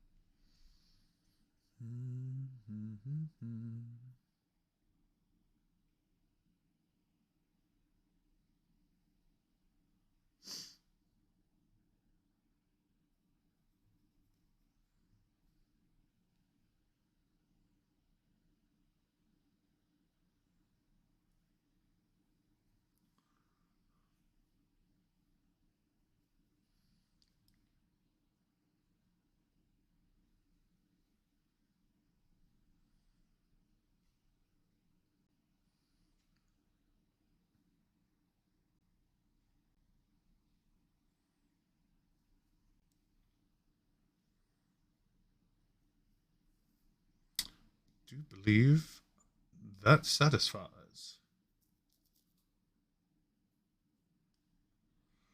So, what I will do from here is I want to use the dry brushing for the white, because some parts of this dragon have just been completely sun bleached. Oh no, my brush. Can't believe you've done this.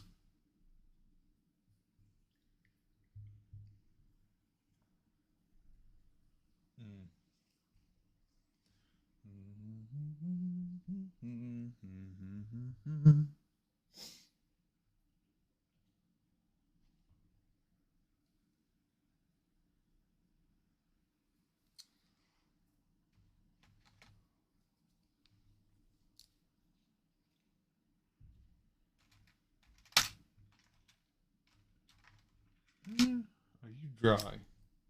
Yes. Pop. All right.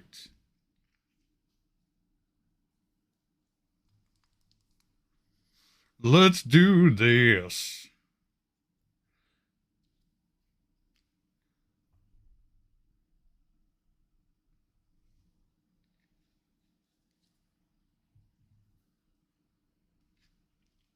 Let's start with the tail. Just to get that out of the way. Gonna do this on the tips of the splines. Because this tail looks like it's just all bone. So.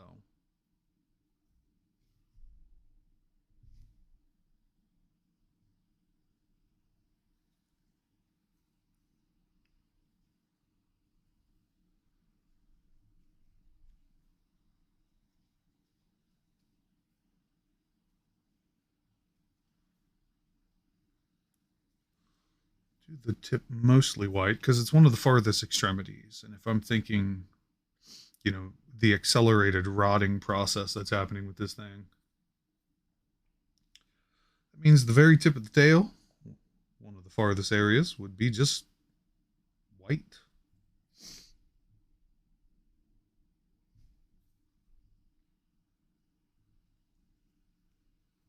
Kind of like Dorian Gray when he sees his painting, except instead of seeing the painting and it just undoes everything, this is more like a continued struggle.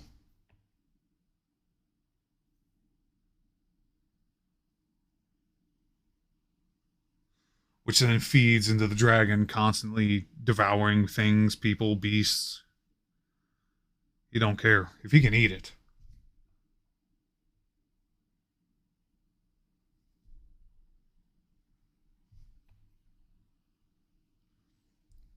So yes, brave adventurers, who will venture forth to thwart this beast?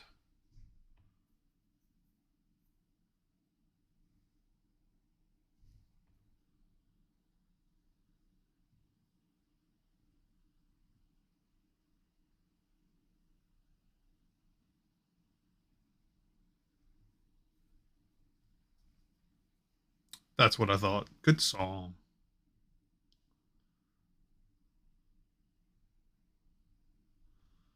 If you just say that you might.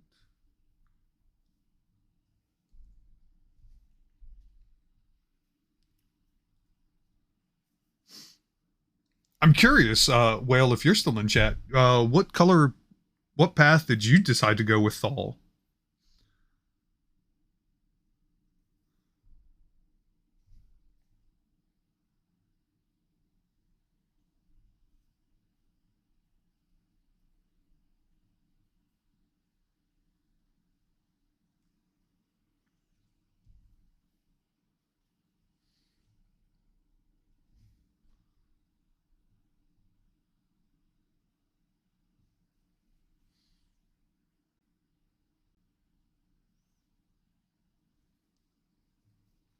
As well behind.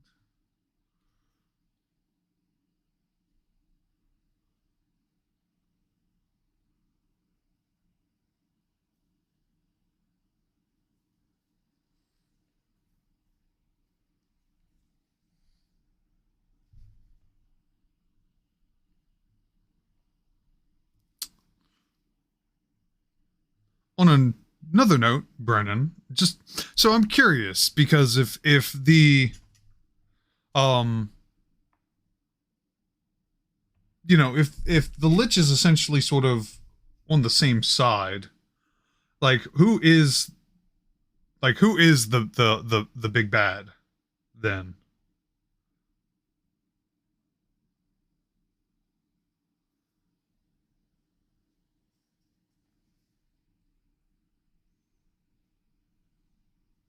Like it seems like, party made an assumption about that character, or maybe that's the way the world works because they view undeath in that sense, the undeath in general is an abomination. But like, so who is what is the bad?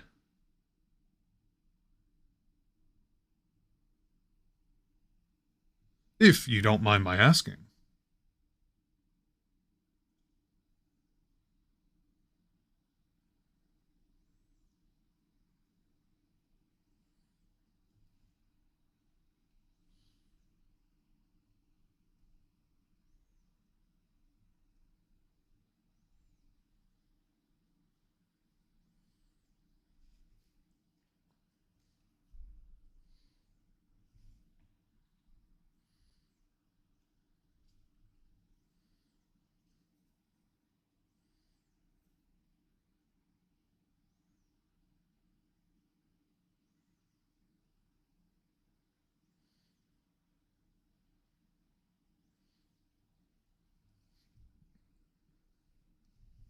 I am typing a response. Having valid. I am a very patient person. Also, I'm a baby streamer technically, so it's just like, am I really talking to anybody? Is it all in my head?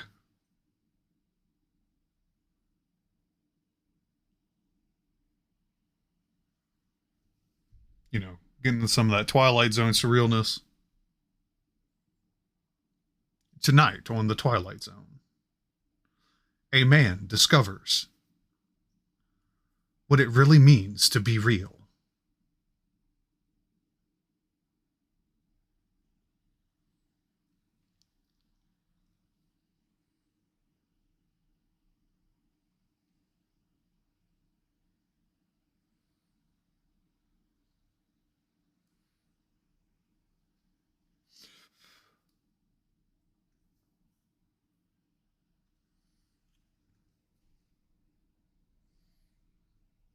It's okay. I understand that I'm a figment of my own imagination.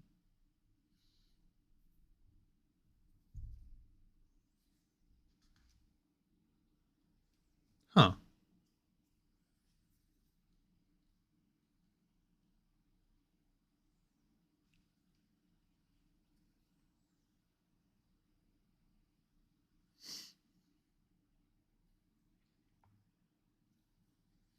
I need to do the TVs. TVs are important.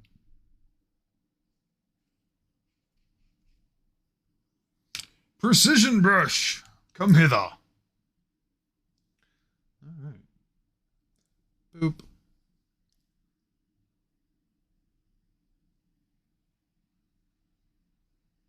There we go.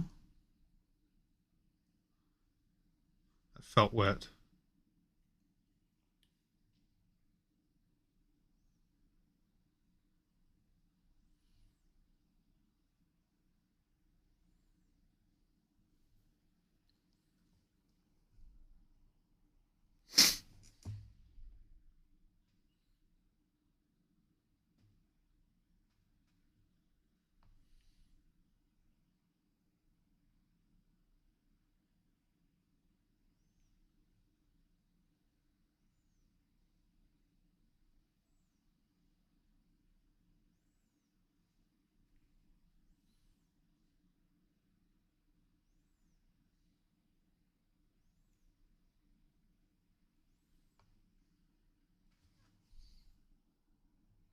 Also, fun fact, I was like last week years old, when I learned that we actually don't know what wet feels like. Um, we don't have the receptors, called hygroreceptors, for actually knowing what wet feels like. We've evolved using like hot and cold to essentially figure out what wet feels like, but we don't actually have the receptors. I thought that was interesting.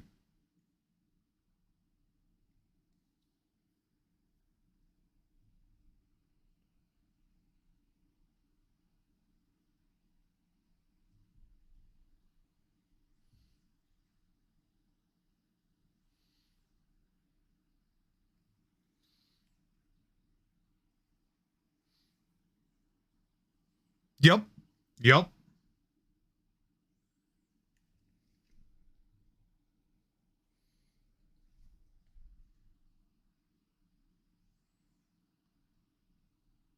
I know a lot of people would be like weirded out by that stuff, but I find it interesting. I love learning more and more about things. But that's also the ADHD.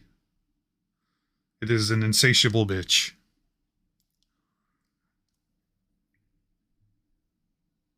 I'm happy with that. I like the extra red around some of the lower parts because it looks like that is starting to form again. So I'm here for that. I need this one so I can continue my journey.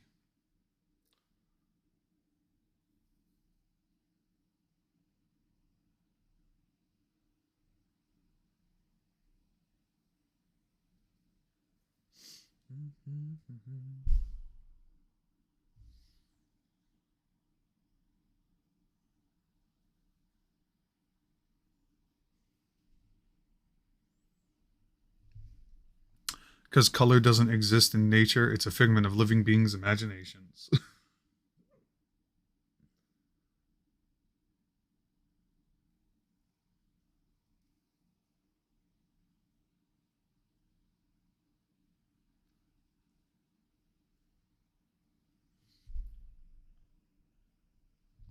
Which means we are the most powerful things. We imagine things are real. Then again, everything's a chemical too at the end of the day. Silly brain soup. Doing brain things.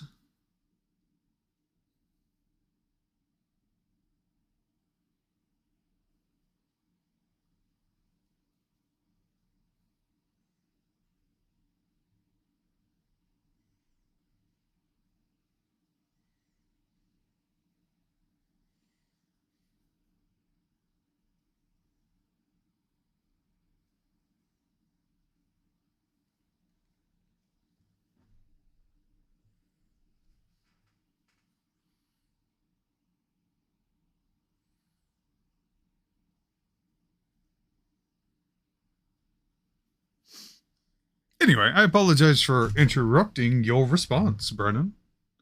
I look forward to seeing and reading that. With my imagination, of course.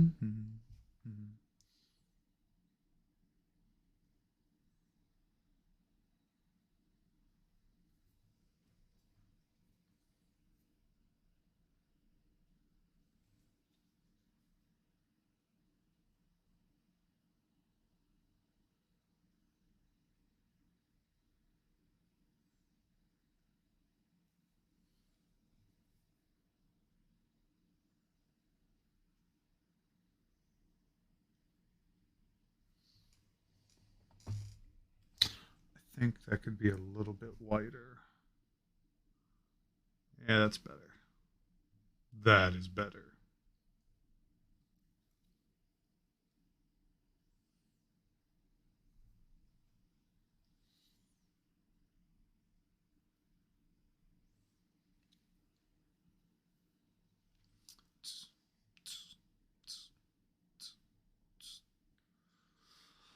And the Huns.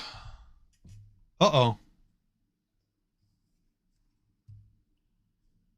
I think the internet is being a little weird. Oh well.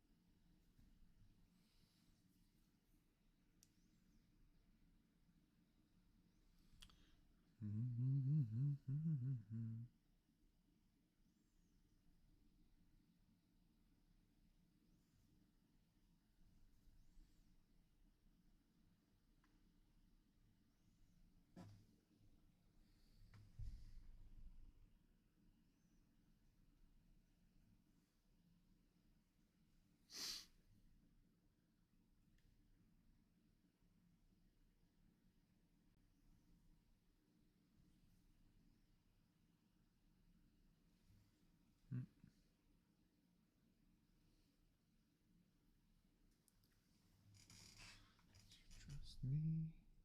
Oh, something so precious.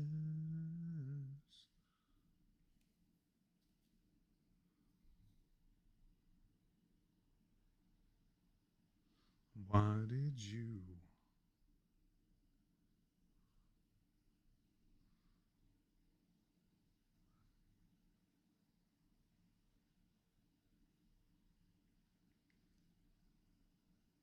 Why did you?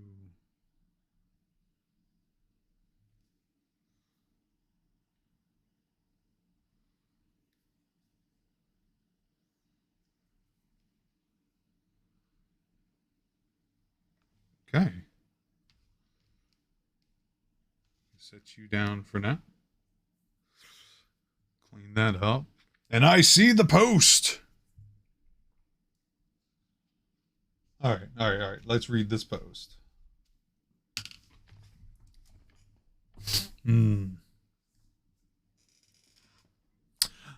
I started at level 1, and the big bad was the Goblin King. When they defeated him, they learned he was being driven by an orc warlord. That's who their main goal is right now. However, they're on a side quest which will likely be 15 sessions. Already 5 sessions into it. I feel that. To destroy a magic item that has shattered time in this specific region. The Lich is a byproduct of this. 2,000 years ago, the Hazred Imperium fell, which was a evil sci-fi dystopia, and the Lich was a key part of the forces that brought it down. The Hazred Imperium was an empire of many peoples, but they foolishly invited a Mind Flayer civilization. And if you invented, like, inviting them is one thing, but inventing them, that's a whole new level of fucked. Anyway, sorry. Invited a Mind Flayer civilization in, and they slowly took over from the inside, as almost all powerful hive minds will eventually do. This is what led to the downfall. That's useless info for you for now, but it will be relevant. Trust me, I love useless information, because it seldom is. The orcs are a threat because they are fleeing their ancestral homelands. They were pushed out by Mind Flayers who have established a colony there. Strange, because for tens of thousands of years, they have lived in a single city deep in the Underdark. The Mind Flayers are attempting to conquer the surface using vast hordes of undead, created by ancient terraforming nanobots, in order to find a way back to their empire, which probably doesn't exist anymore. As they push their hordes further out, the control of the Mind Flayer Mother Brain, name not set, weakens, which is what has allowed the group who have fled and set up the independent colony to get away. They're opposed to the hive mind, called the, I'm going to say Koos, but can't actually act against them, or they will be reabsorbed if they go too close to their original city. However, they also can't contact the other races, as that will go badly and bloodily, as per the norm, for them. So, the big bad evil is the Koos, right? Kinda, but no. The Koos has been corrupted by Kankor, which is a cancer within the mind of IAE, who is the Godhead, the being who dreams reality. So the ultimate big bad evil is Kankor, or more realistically, the Godhead. They need to kill the Godhead to stop Kankor, which means they need to replace her. They need to kill the universe and create a new one in their image, hopefully taking all the people with them. Oh, the Kus being the Lich's old enemy is why he desires, he aligns with the group, as the Kus are back in messing things up. Okay, I like this. Good old classic, fantasy where it's just like start out level 1, go do the side quest. Hit level 20, you're killing God. I'm here for it. I support it.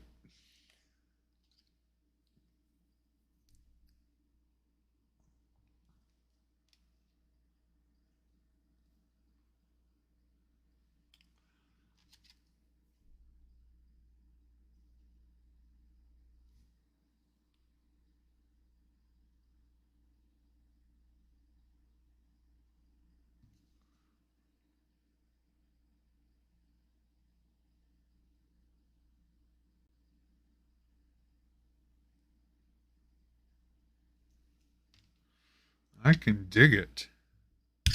Whoops. Sorry for the noise. If that registered.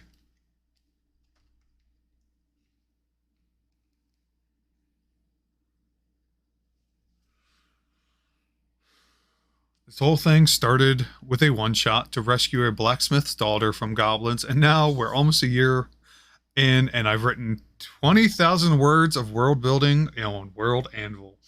That's used. Isn't that how it starts?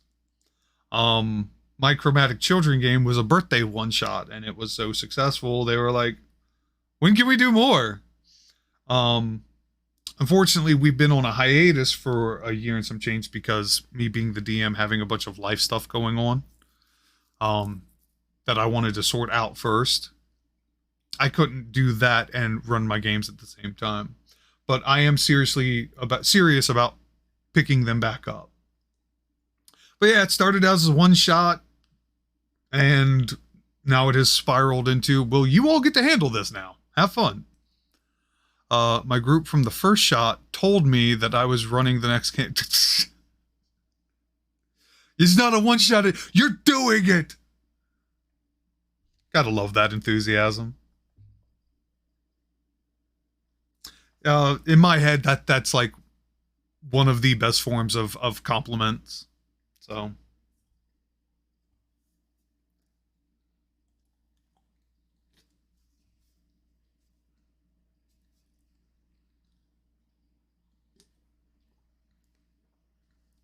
Oh, and I'd only been playing D&D for a month at that. But how long had you been dreaming about D&D? Those years count as a DM. That's prep work. That's you just mentally getting things done. Which, by the way, for anybody on stream, just for clarification, this is just a regular Coke can. That's how big my hands are. That's how big I am. I'm a fucking giant doing mini stuff. I don't know why either. I don't know why.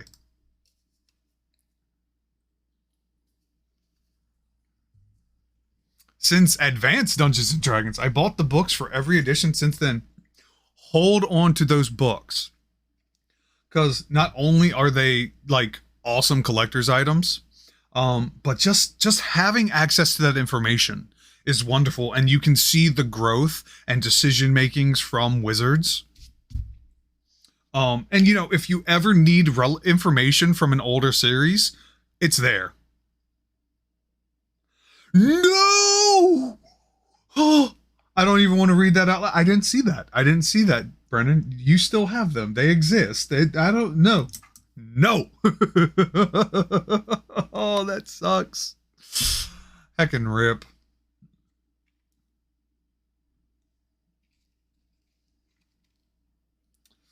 You're going to get a rip in chat.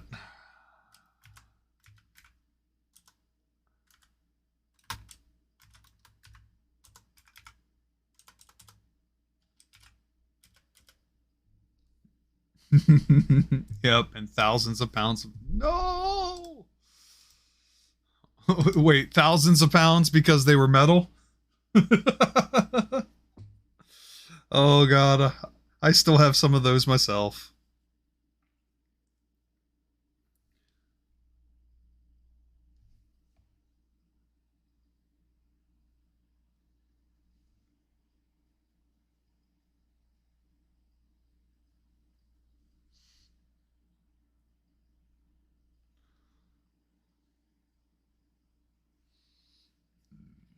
Oh, monetary pounds, not weight. Ouch. Ouch.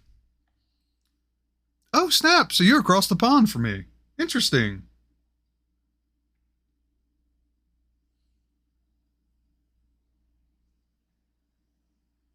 Interesting. That's cool. So you in a whole nother time zone. You were up awfully late, my good man.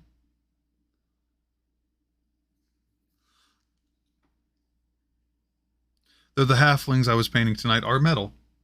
It's always nice. I do like some of the metal models. Um just for the aesthetic. It's kind of cool. And you also feel a little bit more secure in the durability. I have several that I inherited, making the most of it before I go back to work on Wednesday. Valid. But with the advancements of 3D printing and everything, and the type of resins that we have access to now, it's really convenient, and it's also a lot cheaper.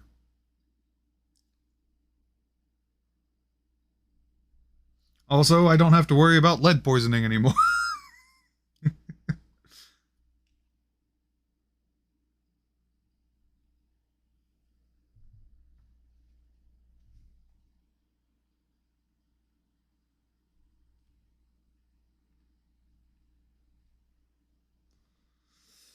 Ooh,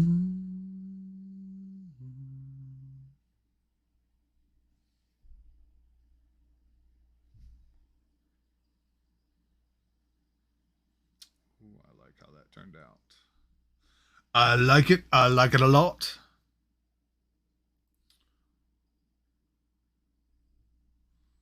Got the rot splotches with its various greens, a lot of fleshy pinks, and very, very deep reds. This guy is coming along, and I'm here for it.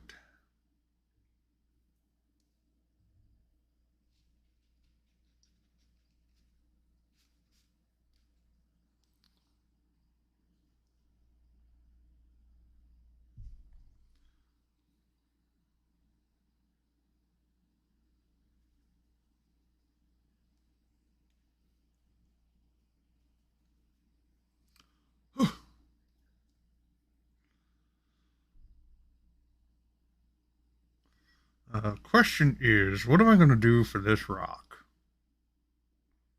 I had spent all week thinking about how I was going to tackle the dragon. I didn't even think about what I was going to do with the rock.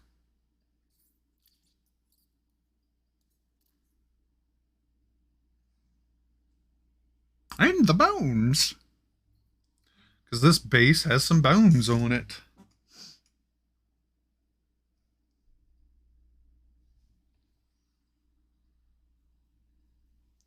Do, do, do, do, do.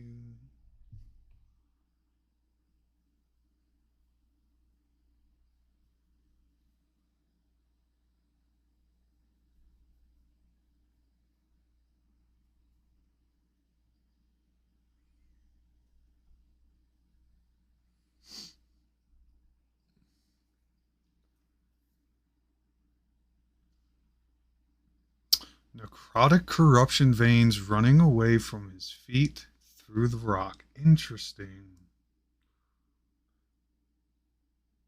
I like it. I like it a lot.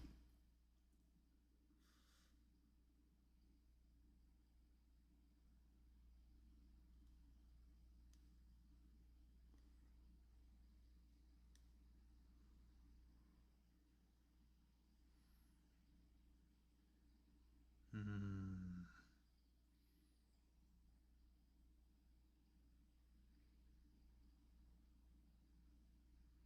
Let me see. Let me think.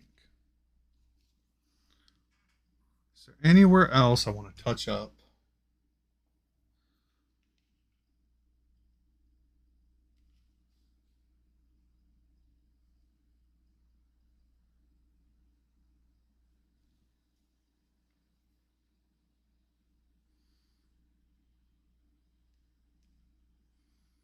Hmm.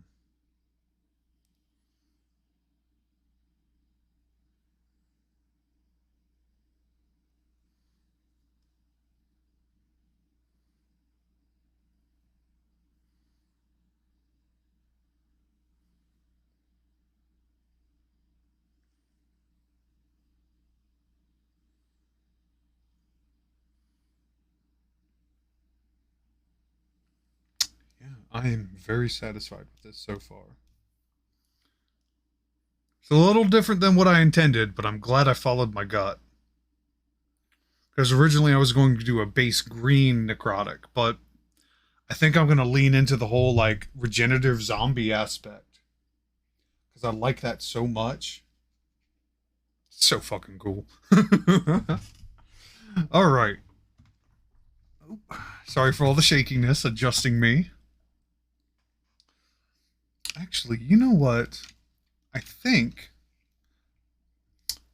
I think it's time for a quick little break.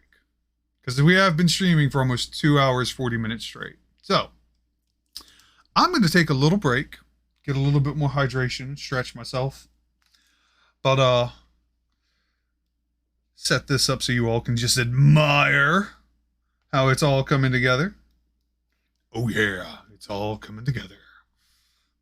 The dragon mini for Axel. The mini that's a dragon for his game, for Axel's game. Anyway. All right. I will be right back. You all stay warm.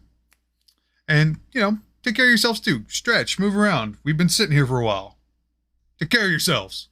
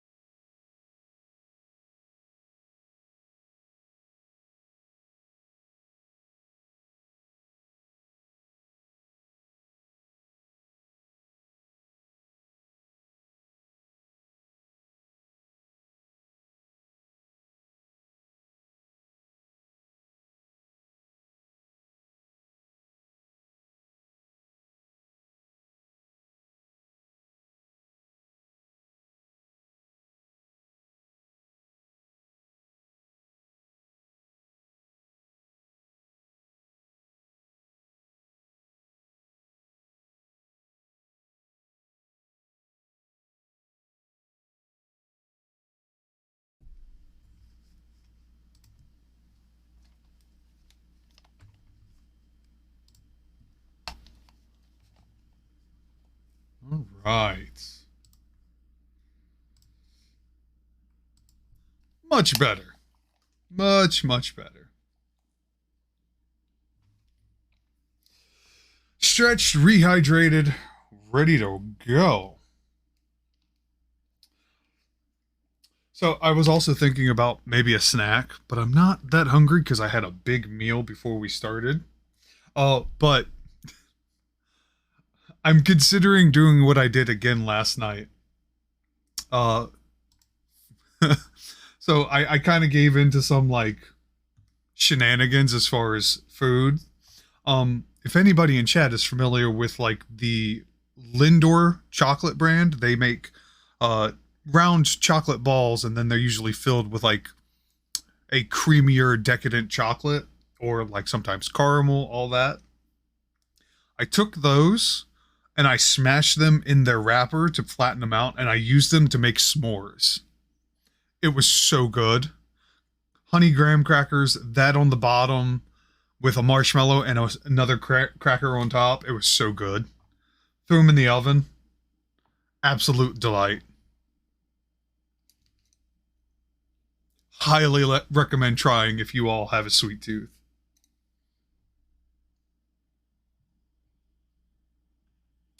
All right. Bass. We must drop it. Drop the bass. What I am thinking of doing.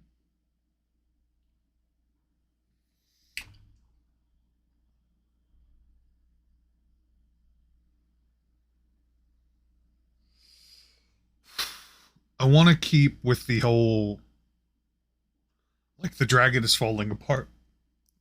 So I'm going to give a light base coating, probably a light brown or maybe like a slate. And then I'm going to gore the rock up. There's going to be blood splatter and all kinds of nasty on it. Because it looks like there's blood that is pooling down. It would help if I would transition. Way to go, Axel. So, yeah. I put heavy emphasis that like the inside the core and is reforming, and so there's just this flow of deep crimson blood coming down. Oh, I don't have a Discord, Brennan. Not yet, anyway. But I have had several people put interest towards that. So I am very much considering it.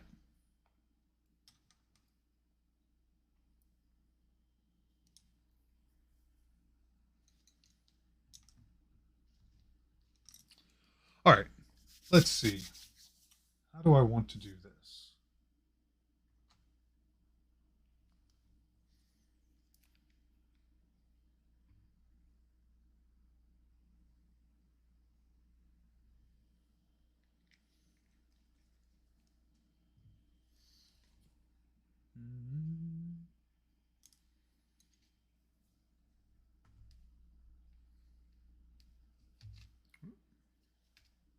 Sir, calm down.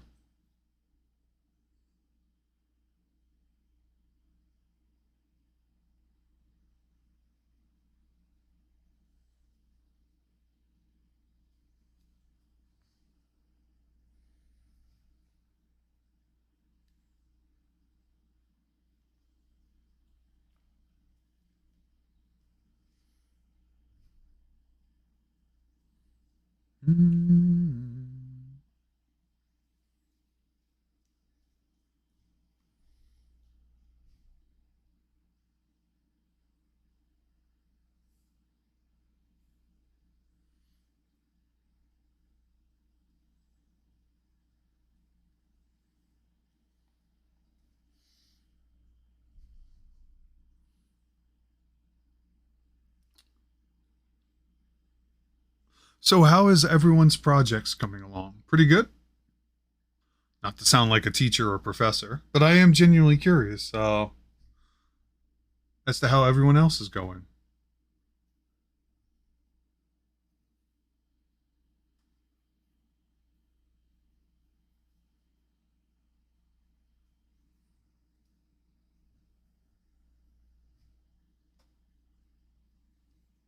I am building a maze of rooms that do not... I am worried it will be confusing.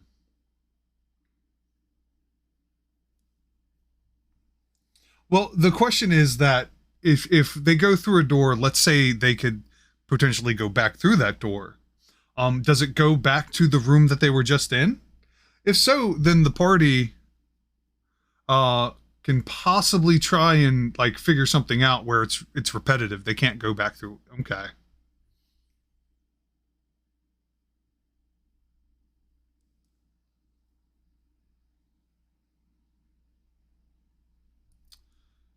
Well, if we are worried about it being too confusing, perhaps there should be a way for the party to kind of organize it, or at least maybe have a physical map that they can use as reference.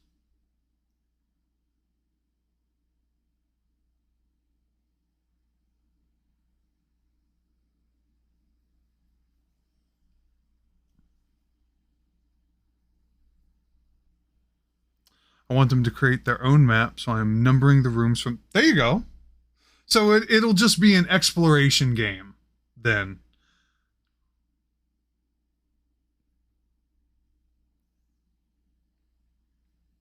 Might be something you might want to consider, letting the players know. Be like, look, this is a big area, and you're going to have to explore it to sort of get an with wandering monster rolls. Yeah.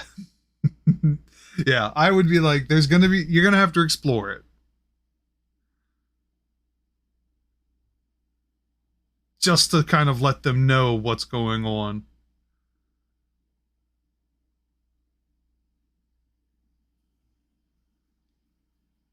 But that's also me. I don't know how your group is. I did something similar with a horror one shot that I ran. Um and it went, but it wasn't exactly the most fun of times.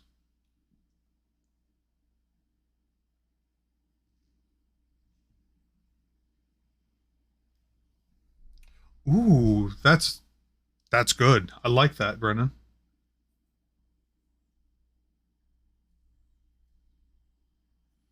Because even if the party gets confused or lost, they have somebody that can reference. Essentially like a guide.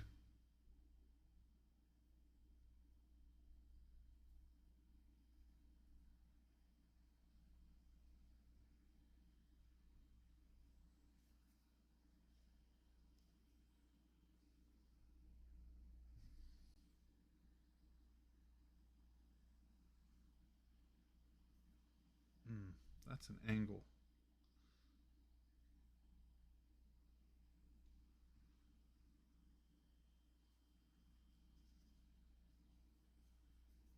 Can I do this?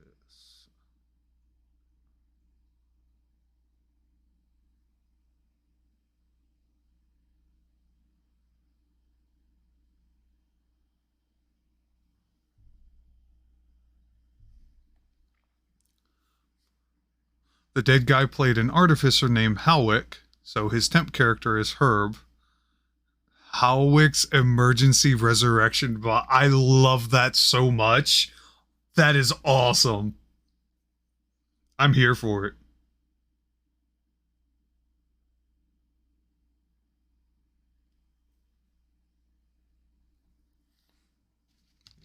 I need precision.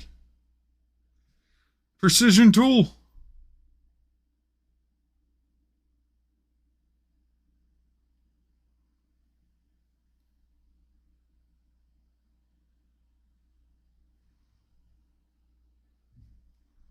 Huh? Huh.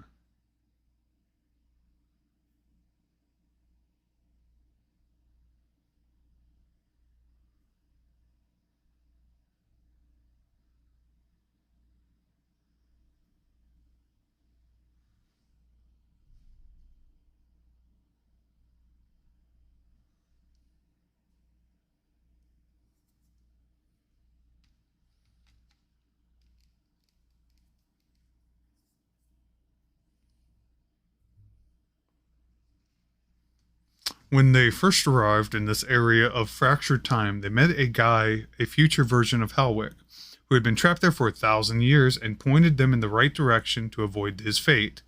I can give Herb any sort of out of character knowledge I want due to this. That is a very handy thing. And will be very beneficial.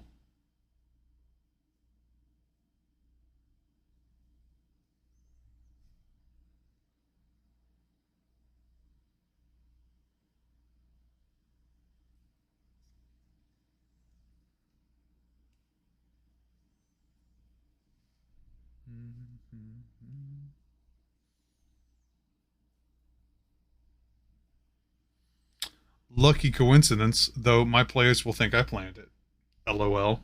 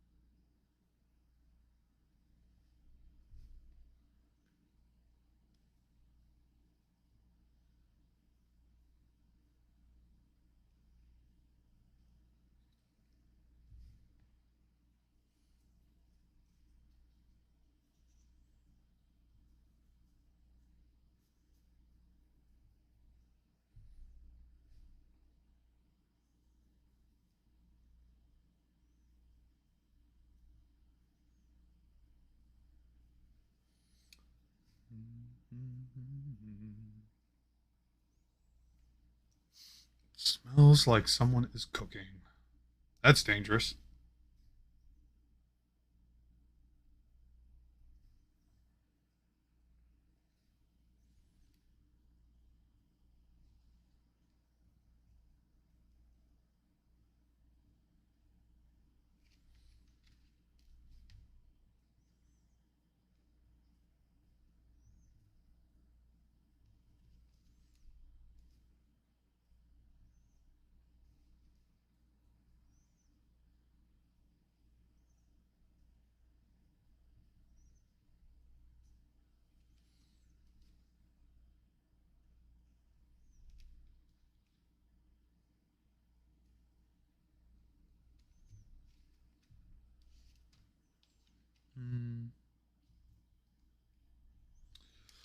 Okay.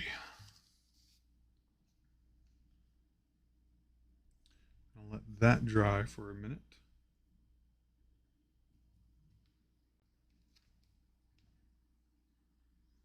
Before I start adding some of the detail.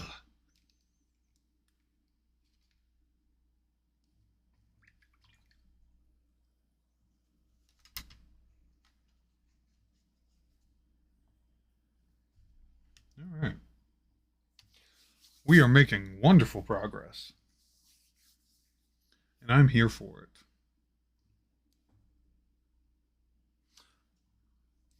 Wonder what I'm going to do next week. I think I'm going to branch out to something else.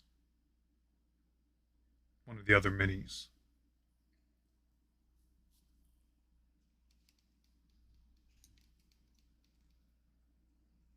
Yeah, that'll be a problem for future me.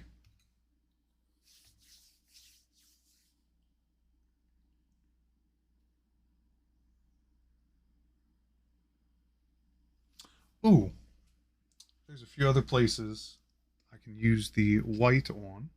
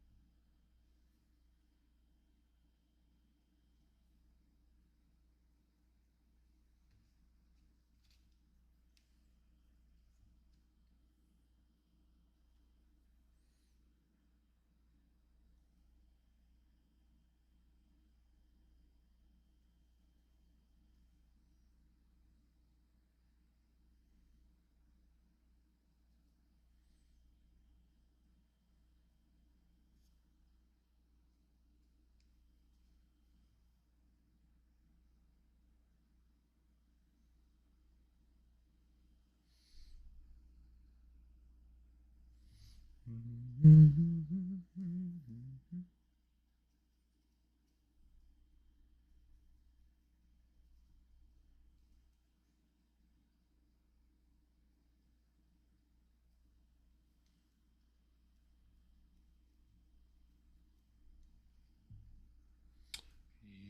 there we go.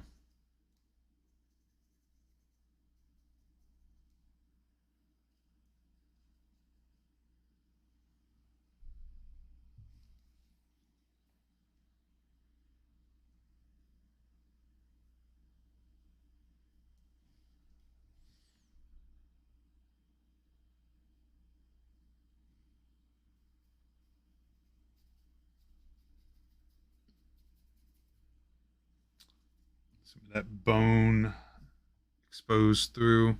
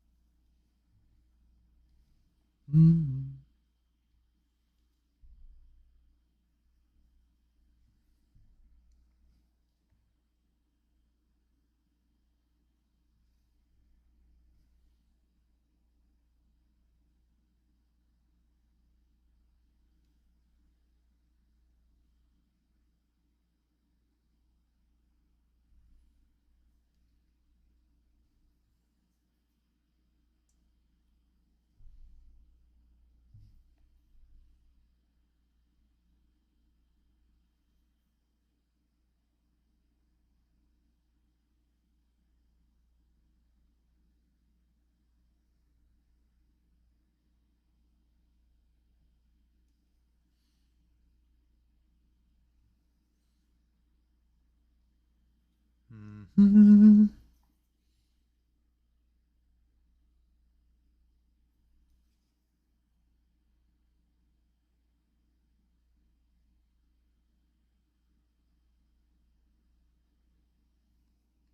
There we go. That's better. That can be a little bit more white.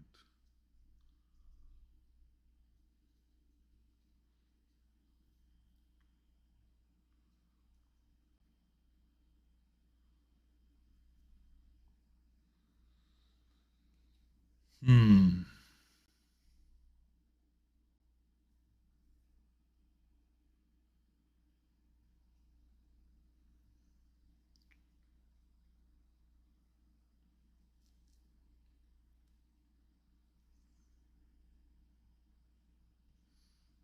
I'm here for it. All right. Now the base is dry.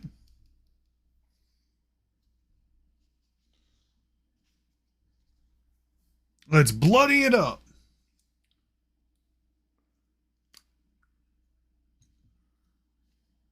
Get this ready.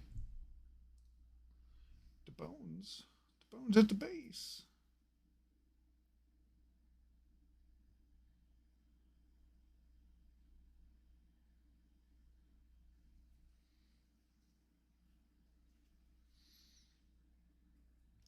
Them bones, them.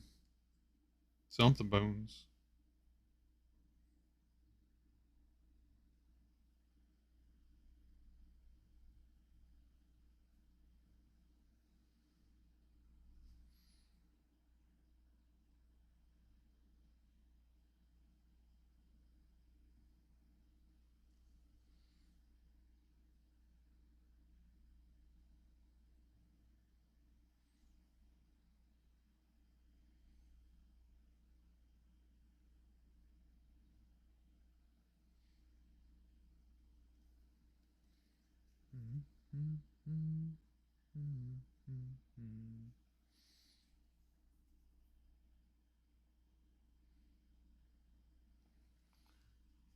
Precision tool.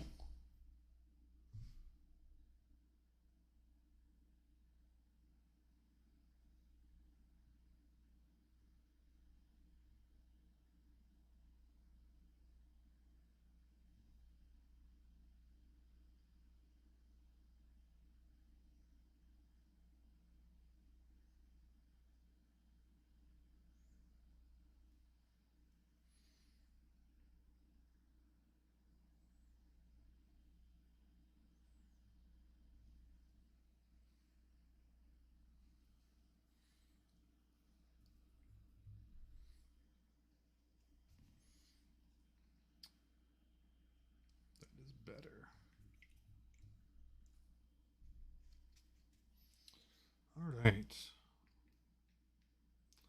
Let's dry brush some blood on this sucker.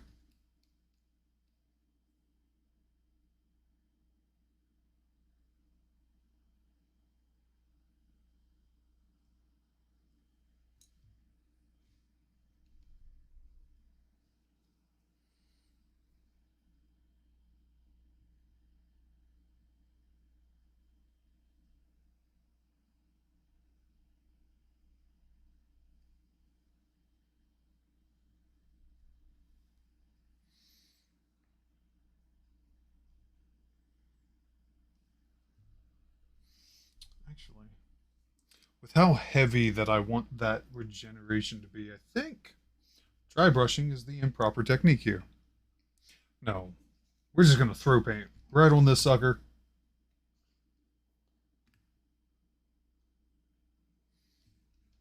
I mean, after all, it's a bloody rock.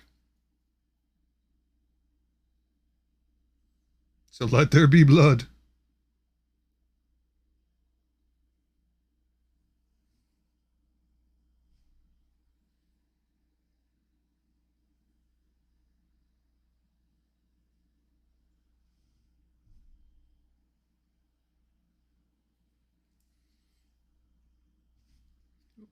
Off screen. Come on, Axel.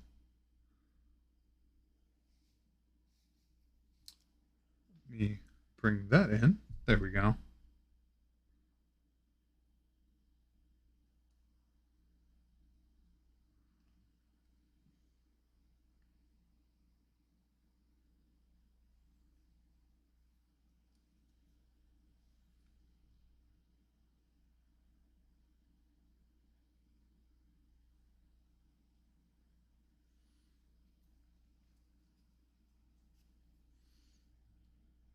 I feel like there'd be a heavy flow down here.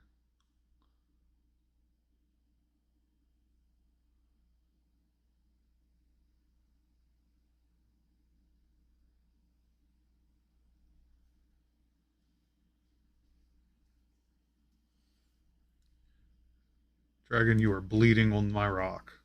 It looks so cool.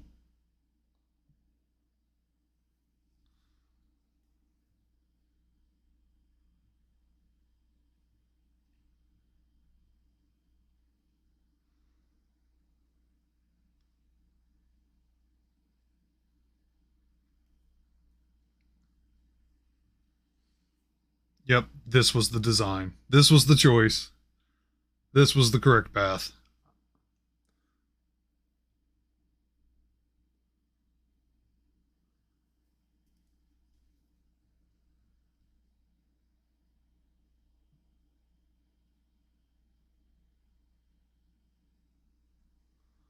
Come on, let me push some of that paint. Because I'm literally letting it pool here, and then just letting gravity let it drag it and let it sit where it would look like actual blood.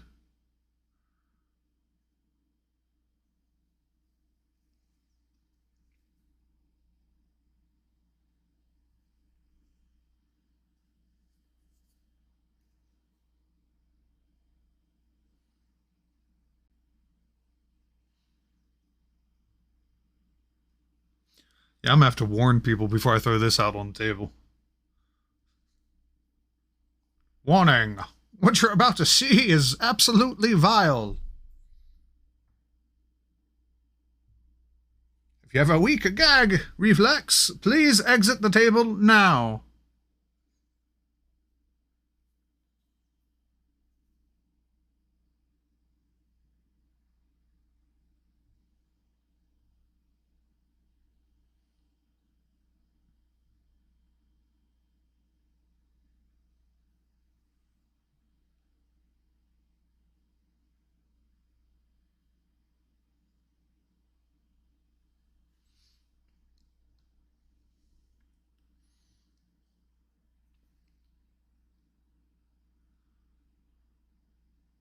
Since you showed an interest in my campaign, here's some of the art that has been created using Midjourney for it. If you posted a link, send it to me as a DM. Unfortunately, because I'm a new streamer, I have certain restrictions up just to prevent trolls or anything from anybody posting things that are very inappropriate. Last thing I want to do is in, my the start of my streamer journey is, to get banned off of Twitch. So I do apologize, but if you DM it to me, I can check it out. There is a whisper function on Twitch.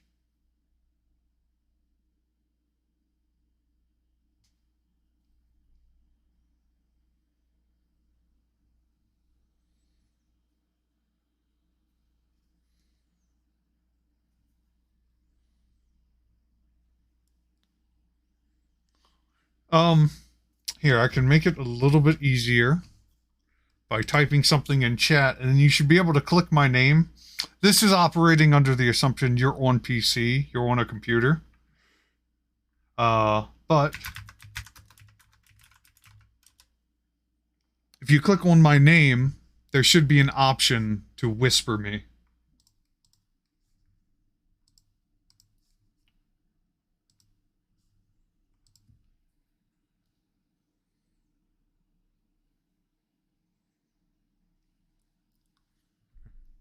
And there's the whisper. So let's see.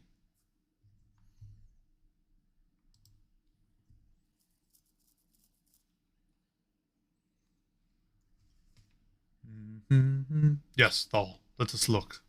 Let us see what this is. Art of the Wheel. Brennan Heavy Industries.co.uk.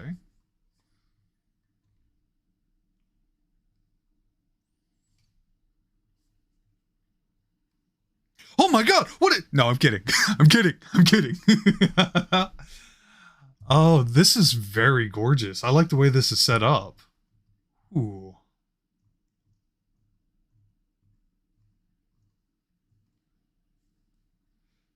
Major Arcana, the Damned God, the Chariot, the World, Sun, Strength. Interesting using the tarot system here. I'm curious to see what that is. Flora of Autumna, or is that like autumn, a play on autumn?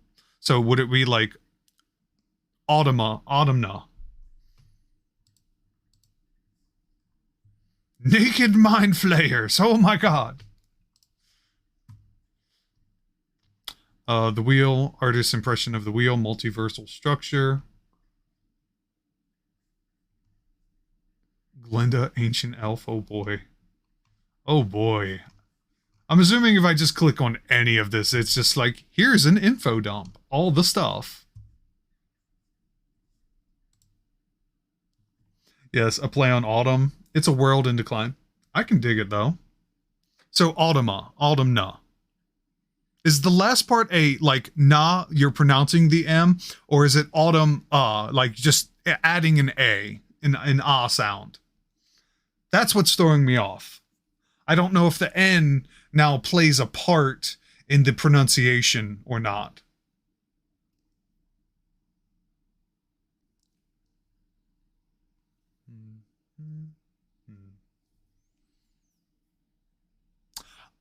Got it. Okay, so I was way off. English is a cursed language anyway.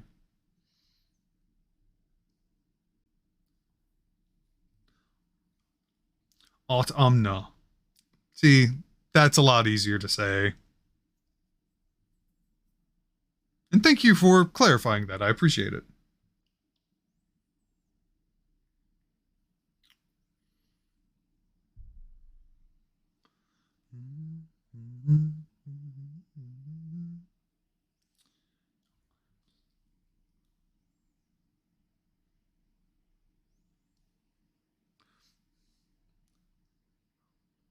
The info dump is in the world anvil. I spend far too much time prepping this stuff. I know the feeling. But, that's kind of our passion. Like, that's one of the joys about it. We do all of this mostly for us, but in the off chance, the hopes that the players happen to stumble upon it or actively engage in it. It's one of the fun things for us, for DMs.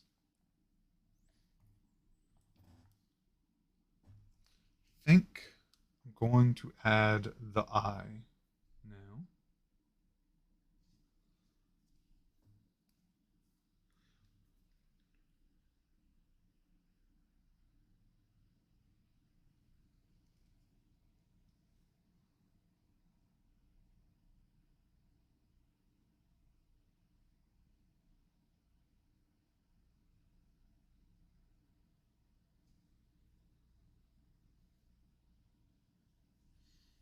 No, I can do better.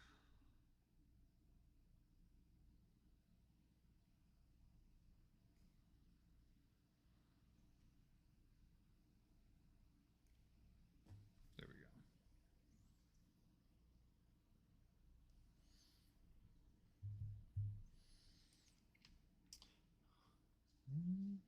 Feel your electric glow.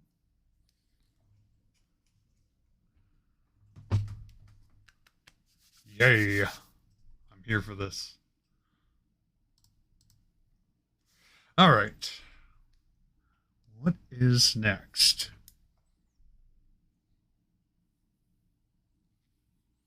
What do I feel is missing?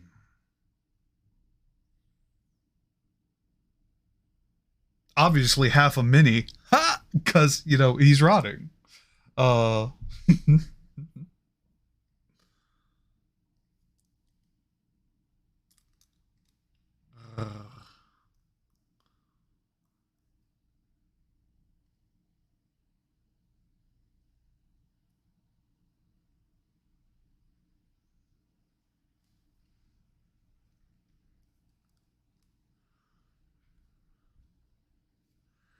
Electric glow.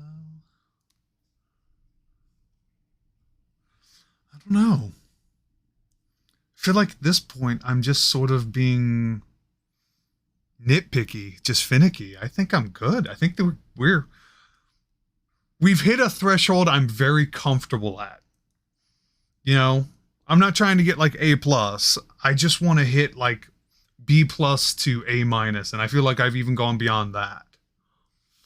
I have been considering starting a YouTube channel for D&D content, starting with a year is retrospective as a new DM, but then expanding into world building stuff mainly, and we'll see from there. How does this sound as a channel? Intelligence 70.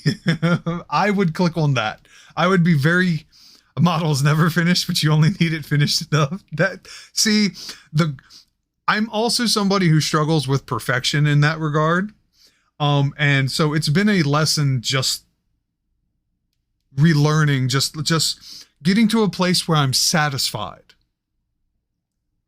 You know, I'm trying to treat perfection not so much as an absolute, but kind of like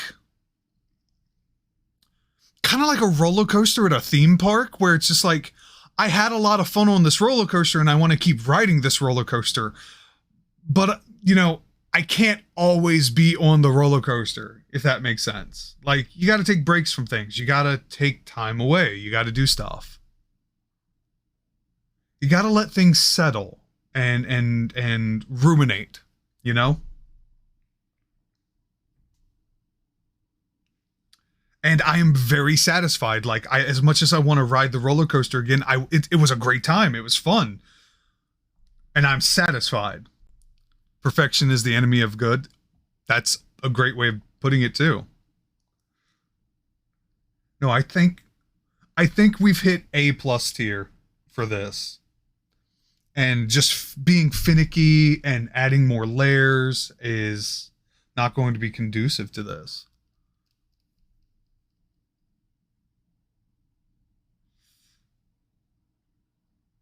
So I think the final question is, what ink am I going to use to shade it?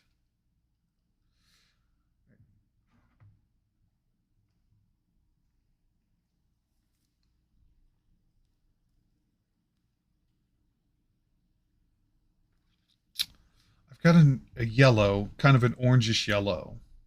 I don't have a red shade, which is what I would ideally do. I do have a green shade. I wonder if that would add that necrotic extra oomph to it. Let's see what happens. That's where I'm at. I'm at the fuck around part. And I'm itching to find out.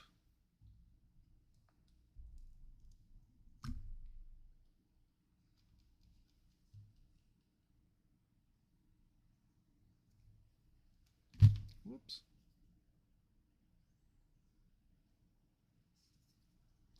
Let's see what happens with just a little bit of this green ink shade.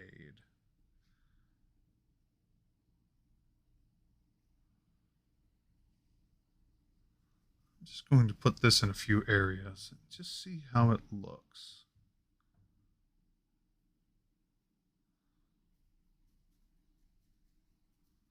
Ever so light.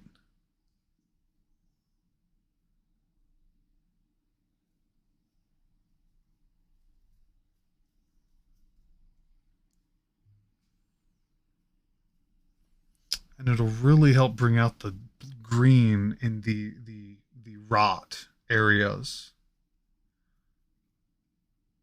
Oh yeah. Oh yeah. Oh yeah. Let's do this. All right, I'm committing. I am committing to this.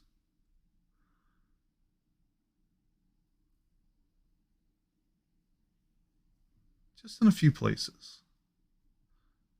Just in a few major places. I don't want to put it on the like bleached bone white.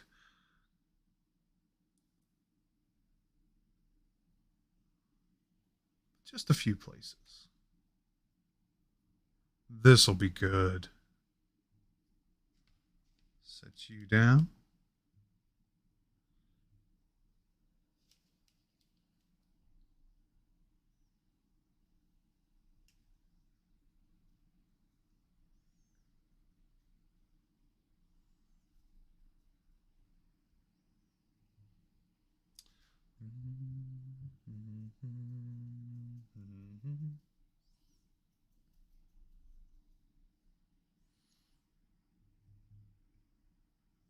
I am thinking if I get, you know, quite a big enough audience of doing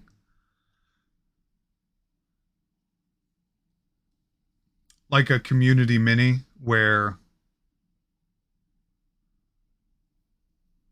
you know, community votes on a color of a mini.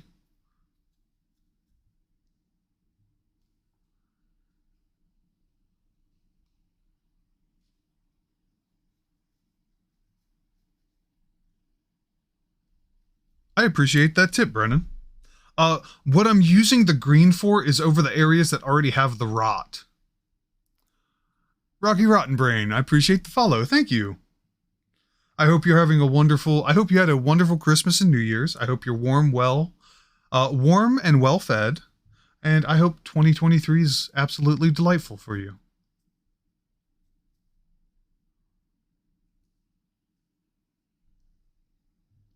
Yeah, but it's all in good fun, Brennan. Like, I would acknowledge that, and that would allow me to do it a lot easier. Also, I like chaos. I embrace it.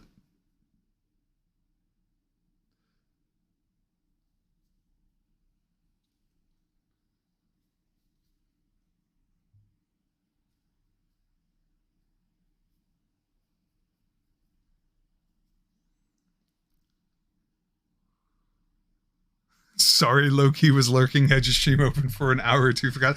It's all gravy. I appreciate the follow, though, Rocky, and I appreciate the lurks.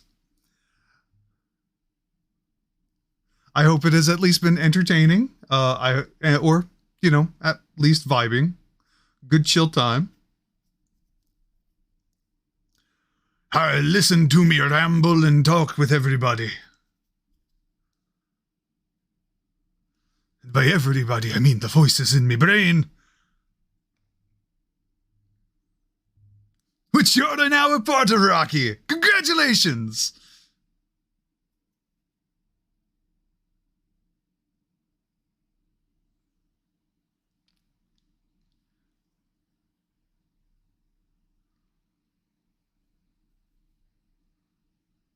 Oh yeah, this is definitely adding, because I'm being very, very sparing with it. I'm not using the whole ink over the entire mini.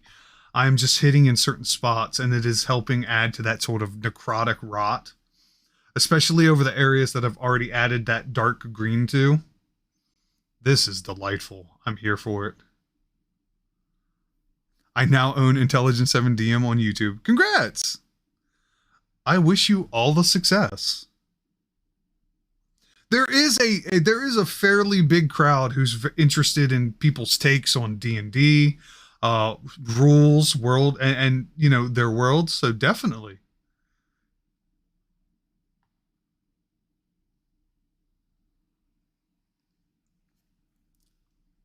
That looks so dope. Thank you.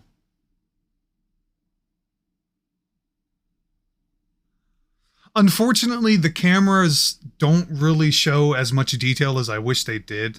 So I know if things get rolling, one of the things that first things is on my list is to upgrade my cameras. Though there'll never be like a true camera that'll show real in-depth colors. I do want something better.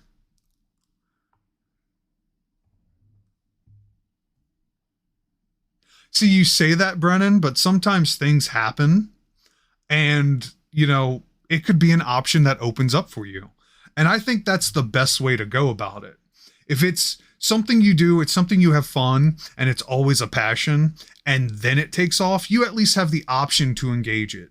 It's not like you're struggling or you're forced into it, or it's something that you come from an angle of, I'm going to try and monetize this. If it's something that just happens, it's that much more delightful, in my opinion. And it's that much more palatable. Yeah, your current camera wash is almost, yeah, unfortunately. I'm stuck in my current job for the next 7 years for pension reasons. Valid.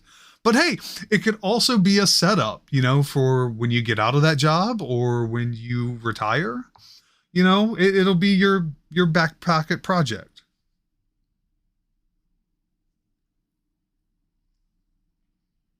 Yeah, I use this camera mostly just to showcase the full view, and then I'll switch to the smaller one that I use for my face camera because it has a bit more color to it.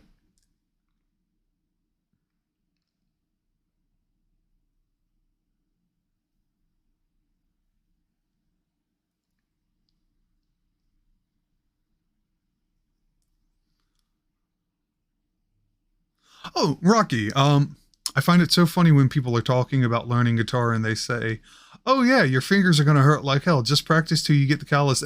Yeah. No, that's really it. It's practice till you get used to it.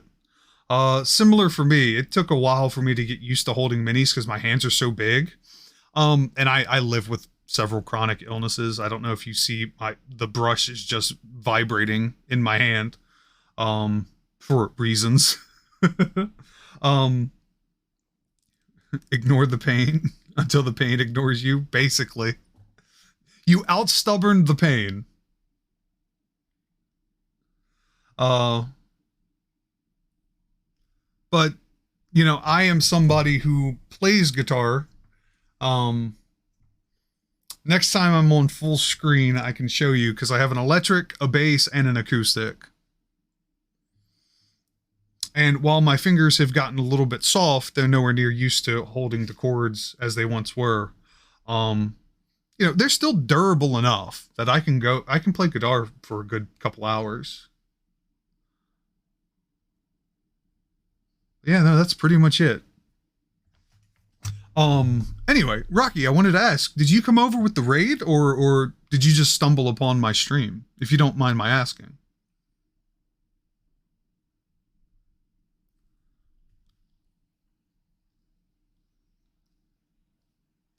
I'm shit at guitar, but I only practice maybe like 4 times. So yeah, I'm doing my best, but I'll probably get there one day.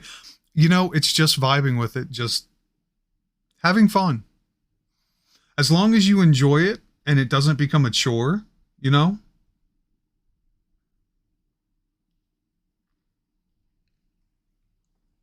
You are far better than those who can't be bothered to practice at all.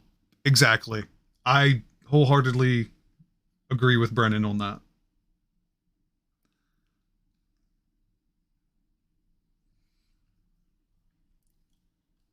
I always like to think of the quote from Jake from the cartoon show Adventure Time. You know, everybody starts off, you know, not awesome, but you keep doing it because you have fun. And eventually one day you're pretty awesome at it.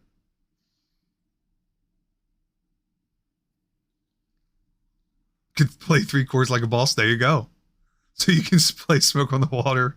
That money hated. Yes. Yes. All it starts is with three chords. All you need.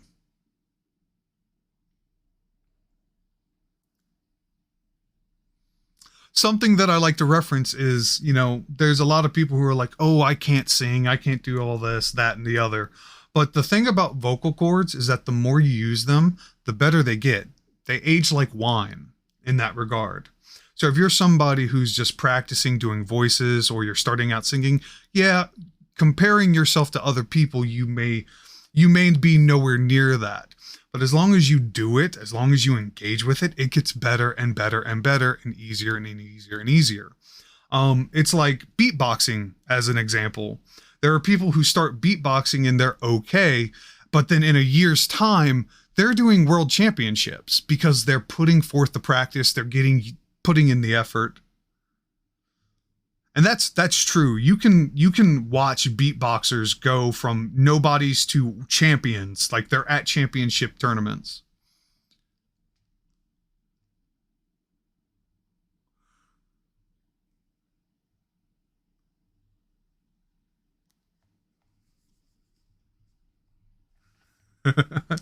Sorry about that.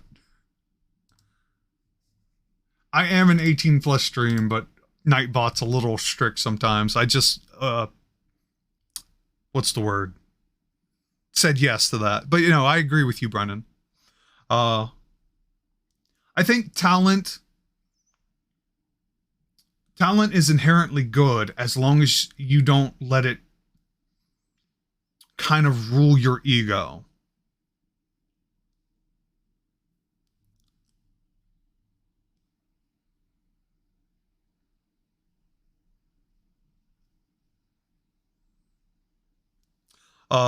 But yeah, no, talent means it didn't take thousands of hours of practice, but that's really all it means at the end of the day.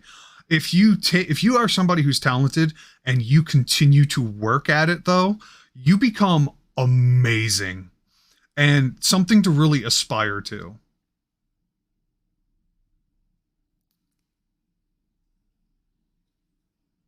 I agree with that. I agree with that. I guess what I'm saying is that if you are somebody who's talented, you want to use that advantage to go even farther. Like push it. Don't get complacent. That's the word I'm looking for. There you go. There you go, Rocky.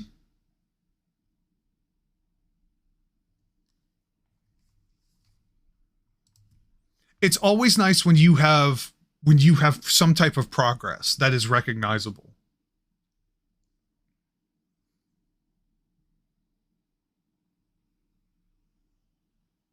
It's like when I first started painting minis, I kind of had a little bit of an edge because I come from an artistic background, but it's a whole new medium.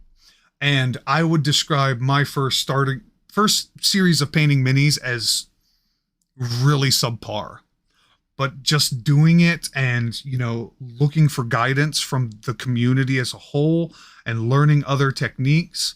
And here we are. I'm banging these things out in a few hours and I'm very satisfied with them.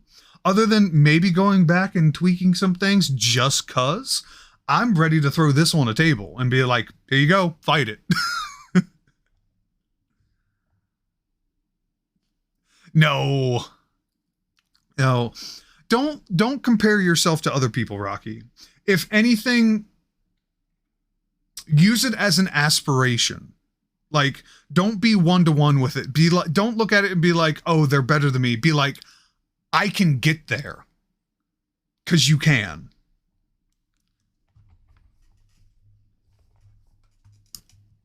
And yes, there are too many hobbies and not enough time. There really, really are.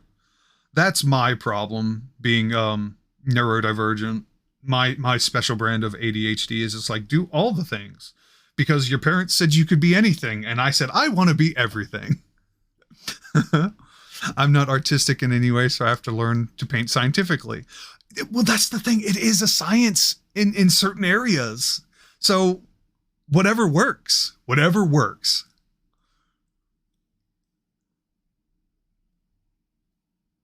You know?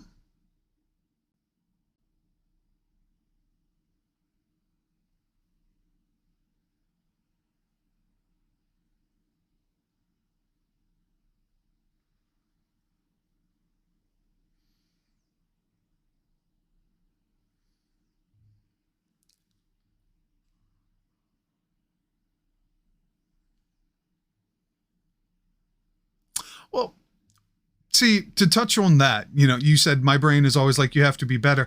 And that's a good thing. That's a drive. It's when it starts to become a negative thing. When you start looking at it from the negative lights, which is just like, oh, this person's so much better than me. It's when you take it and use it internally that way, that's when it's a problem. It's fine to compliment people, but never compare yourself because they're on their own journey. They've had their own falls, ups and downs. But using it as inspiration, as an aspiration, is never a bad thing. And having that drive is always a good thing because it means you constantly want to move forward. Even if you get hits with steps back, you can progress. You can keep going. But you say the point of relaxing, that's also important. With like anything that is a hobby, you got to learn how to relax and rest with it. Like physical sports. If you are constantly going 100%, 100%, 100%, and you're not resting, you're actually losing progress. Same thing with video games. It has to do with how our brains develop, how they're wired neuropathically. When you're doing something, your brain starts to make those connections, but they don't really start solidifying until you've rested and your body can acclimate and figure it out. It's like when you play a game hard enough, like a video game, and you're stuck at one point and you get frustrated and you turn the game off, but you come back the next day and it's just like worlds easier. Nothing changed except for you. And it's because you got better because you took that time to rest. Your brain figured it out.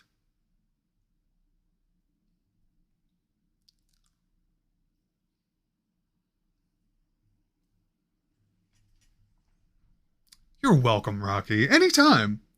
Uh, by the way, so just in case you didn't come with the raid, this isn't the only thing I do. I also do variety games and silly things every so often. So just letting you know, uh, I'm a big nerd. I believe people can have like one thing that they're really about, but we're not one trick ponies. We are multifaceted individuals with vast personalities and many things we like. So I just like to show off and do the things that I do. you know? And show off is really the wrong word. It's share, really. I hate show offs, especially the ones with ego. That's the ones that I really don't like. But if it's like something somebody works for, going back to this conversation, by all means, I want to see the progress. I want to know how, I want to ask questions, sharing how you did it. Share the journey. Fucking nerd, one of us. Yes. Like, I'm sitting on, like you said, Brennan, earlier, thousands of pounds of models of minis. I have invested thousands of dollars into a former hobby. I say former because I don't keep up with it anymore, but like cards, Magic the Gathering. I have the decks that I built and I'm satisfied with them, but they're worth lots of money, even though they're out of block. Like, but it was fun. It was a fun journey finding my personality in the cards, building the decks the way I wanted to play, playing with other friends and other individuals, and just learning strategies and having a good time.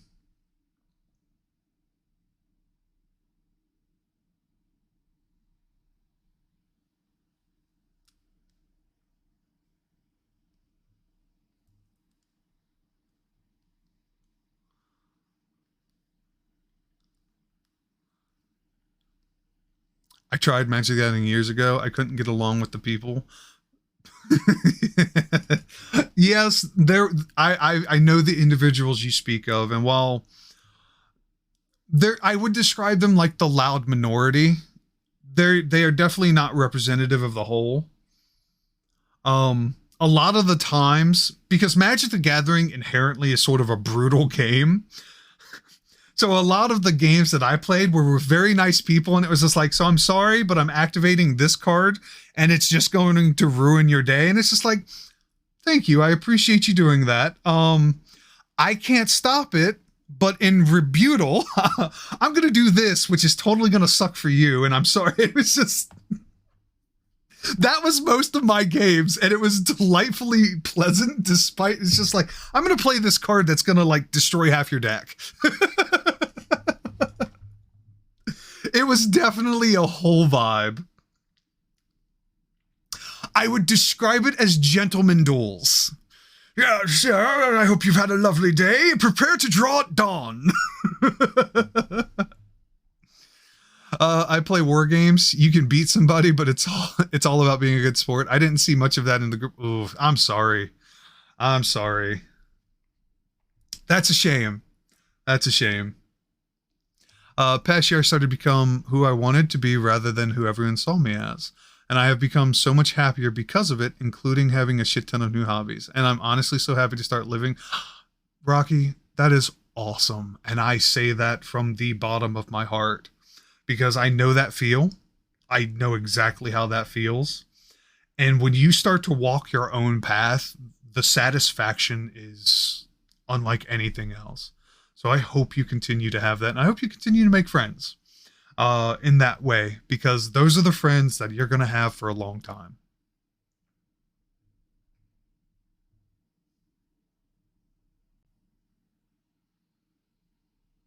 And I certainly hope I can be one of them.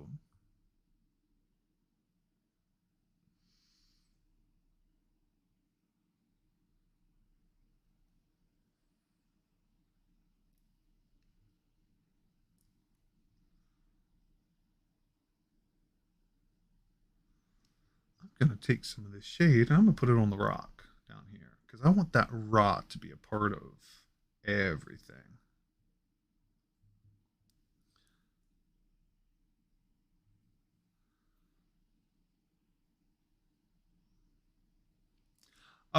Something I will say in tangent to that, though, in case nobody said it to you, Rocky, I know we've just met, but I am proud of you for that because it is very difficult to decide to walk your own path and then to also do it.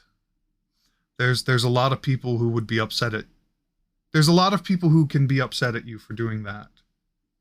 And so I just want you to know that I am very proud of you for that.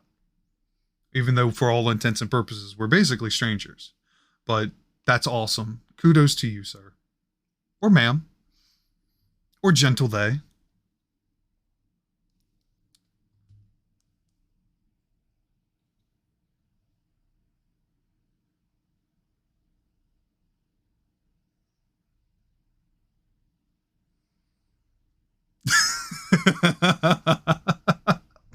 I love the wholesomeness. I'm here for it. Also, please don't cry, Rocky. I'm a sympathy crier, and it's not pretty.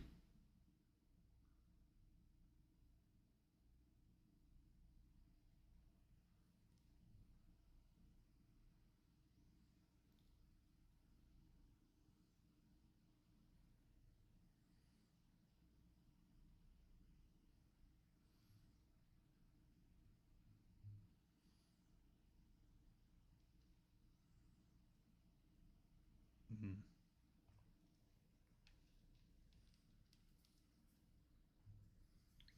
My cats will try to eat me if I cry. They'll think I'm dying and won't bother to it. Cats are such mystical creatures. Oh my god, I love ugly criers. I tend to laugh. And of course, in the situation where they didn't just realize they're. Good lord. Good lord.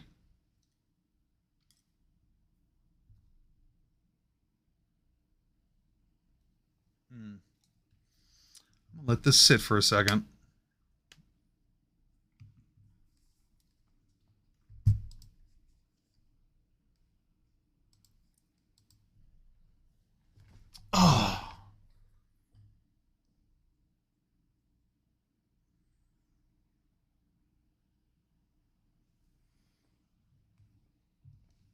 Mm-hmm.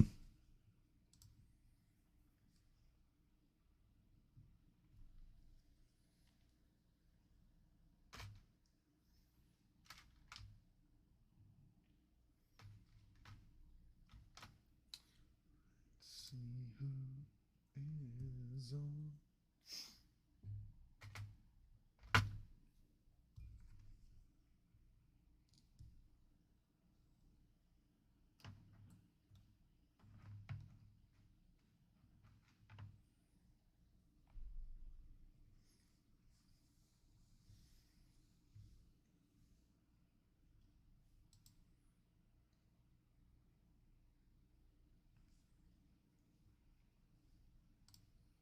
Mm. Firing up Factorio for a bit. I have spent far too many hours playing this. I I get that too. You don't. Oh yes, congratulations on starting your Pokemon journey here. Hopefully, you have many more.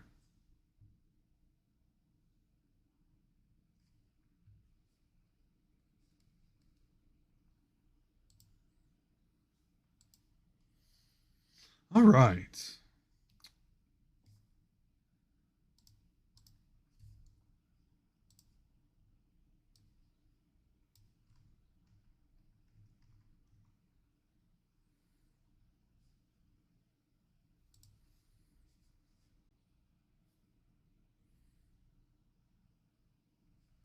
I think this entirely and wholly satisfies. The only thing that I'm going to do is try to find the heaviest object known to man to weight the front of this mini. uh, but that will be a thing for another me.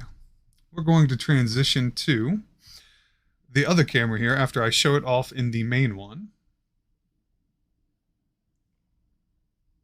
I think it looks wonderful. I'm happy with the rot splotches, the viscera and gore. Here we go. It's a little bit more brighter as it focuses. I love the rot you can see on here and on some of the webbing where it's looking very thin.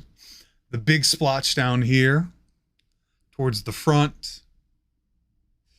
The blood and gore going down the rock, which you can see in stark contrast. It's very, very vibrant. I am very happy with this. I am incredibly happy with this.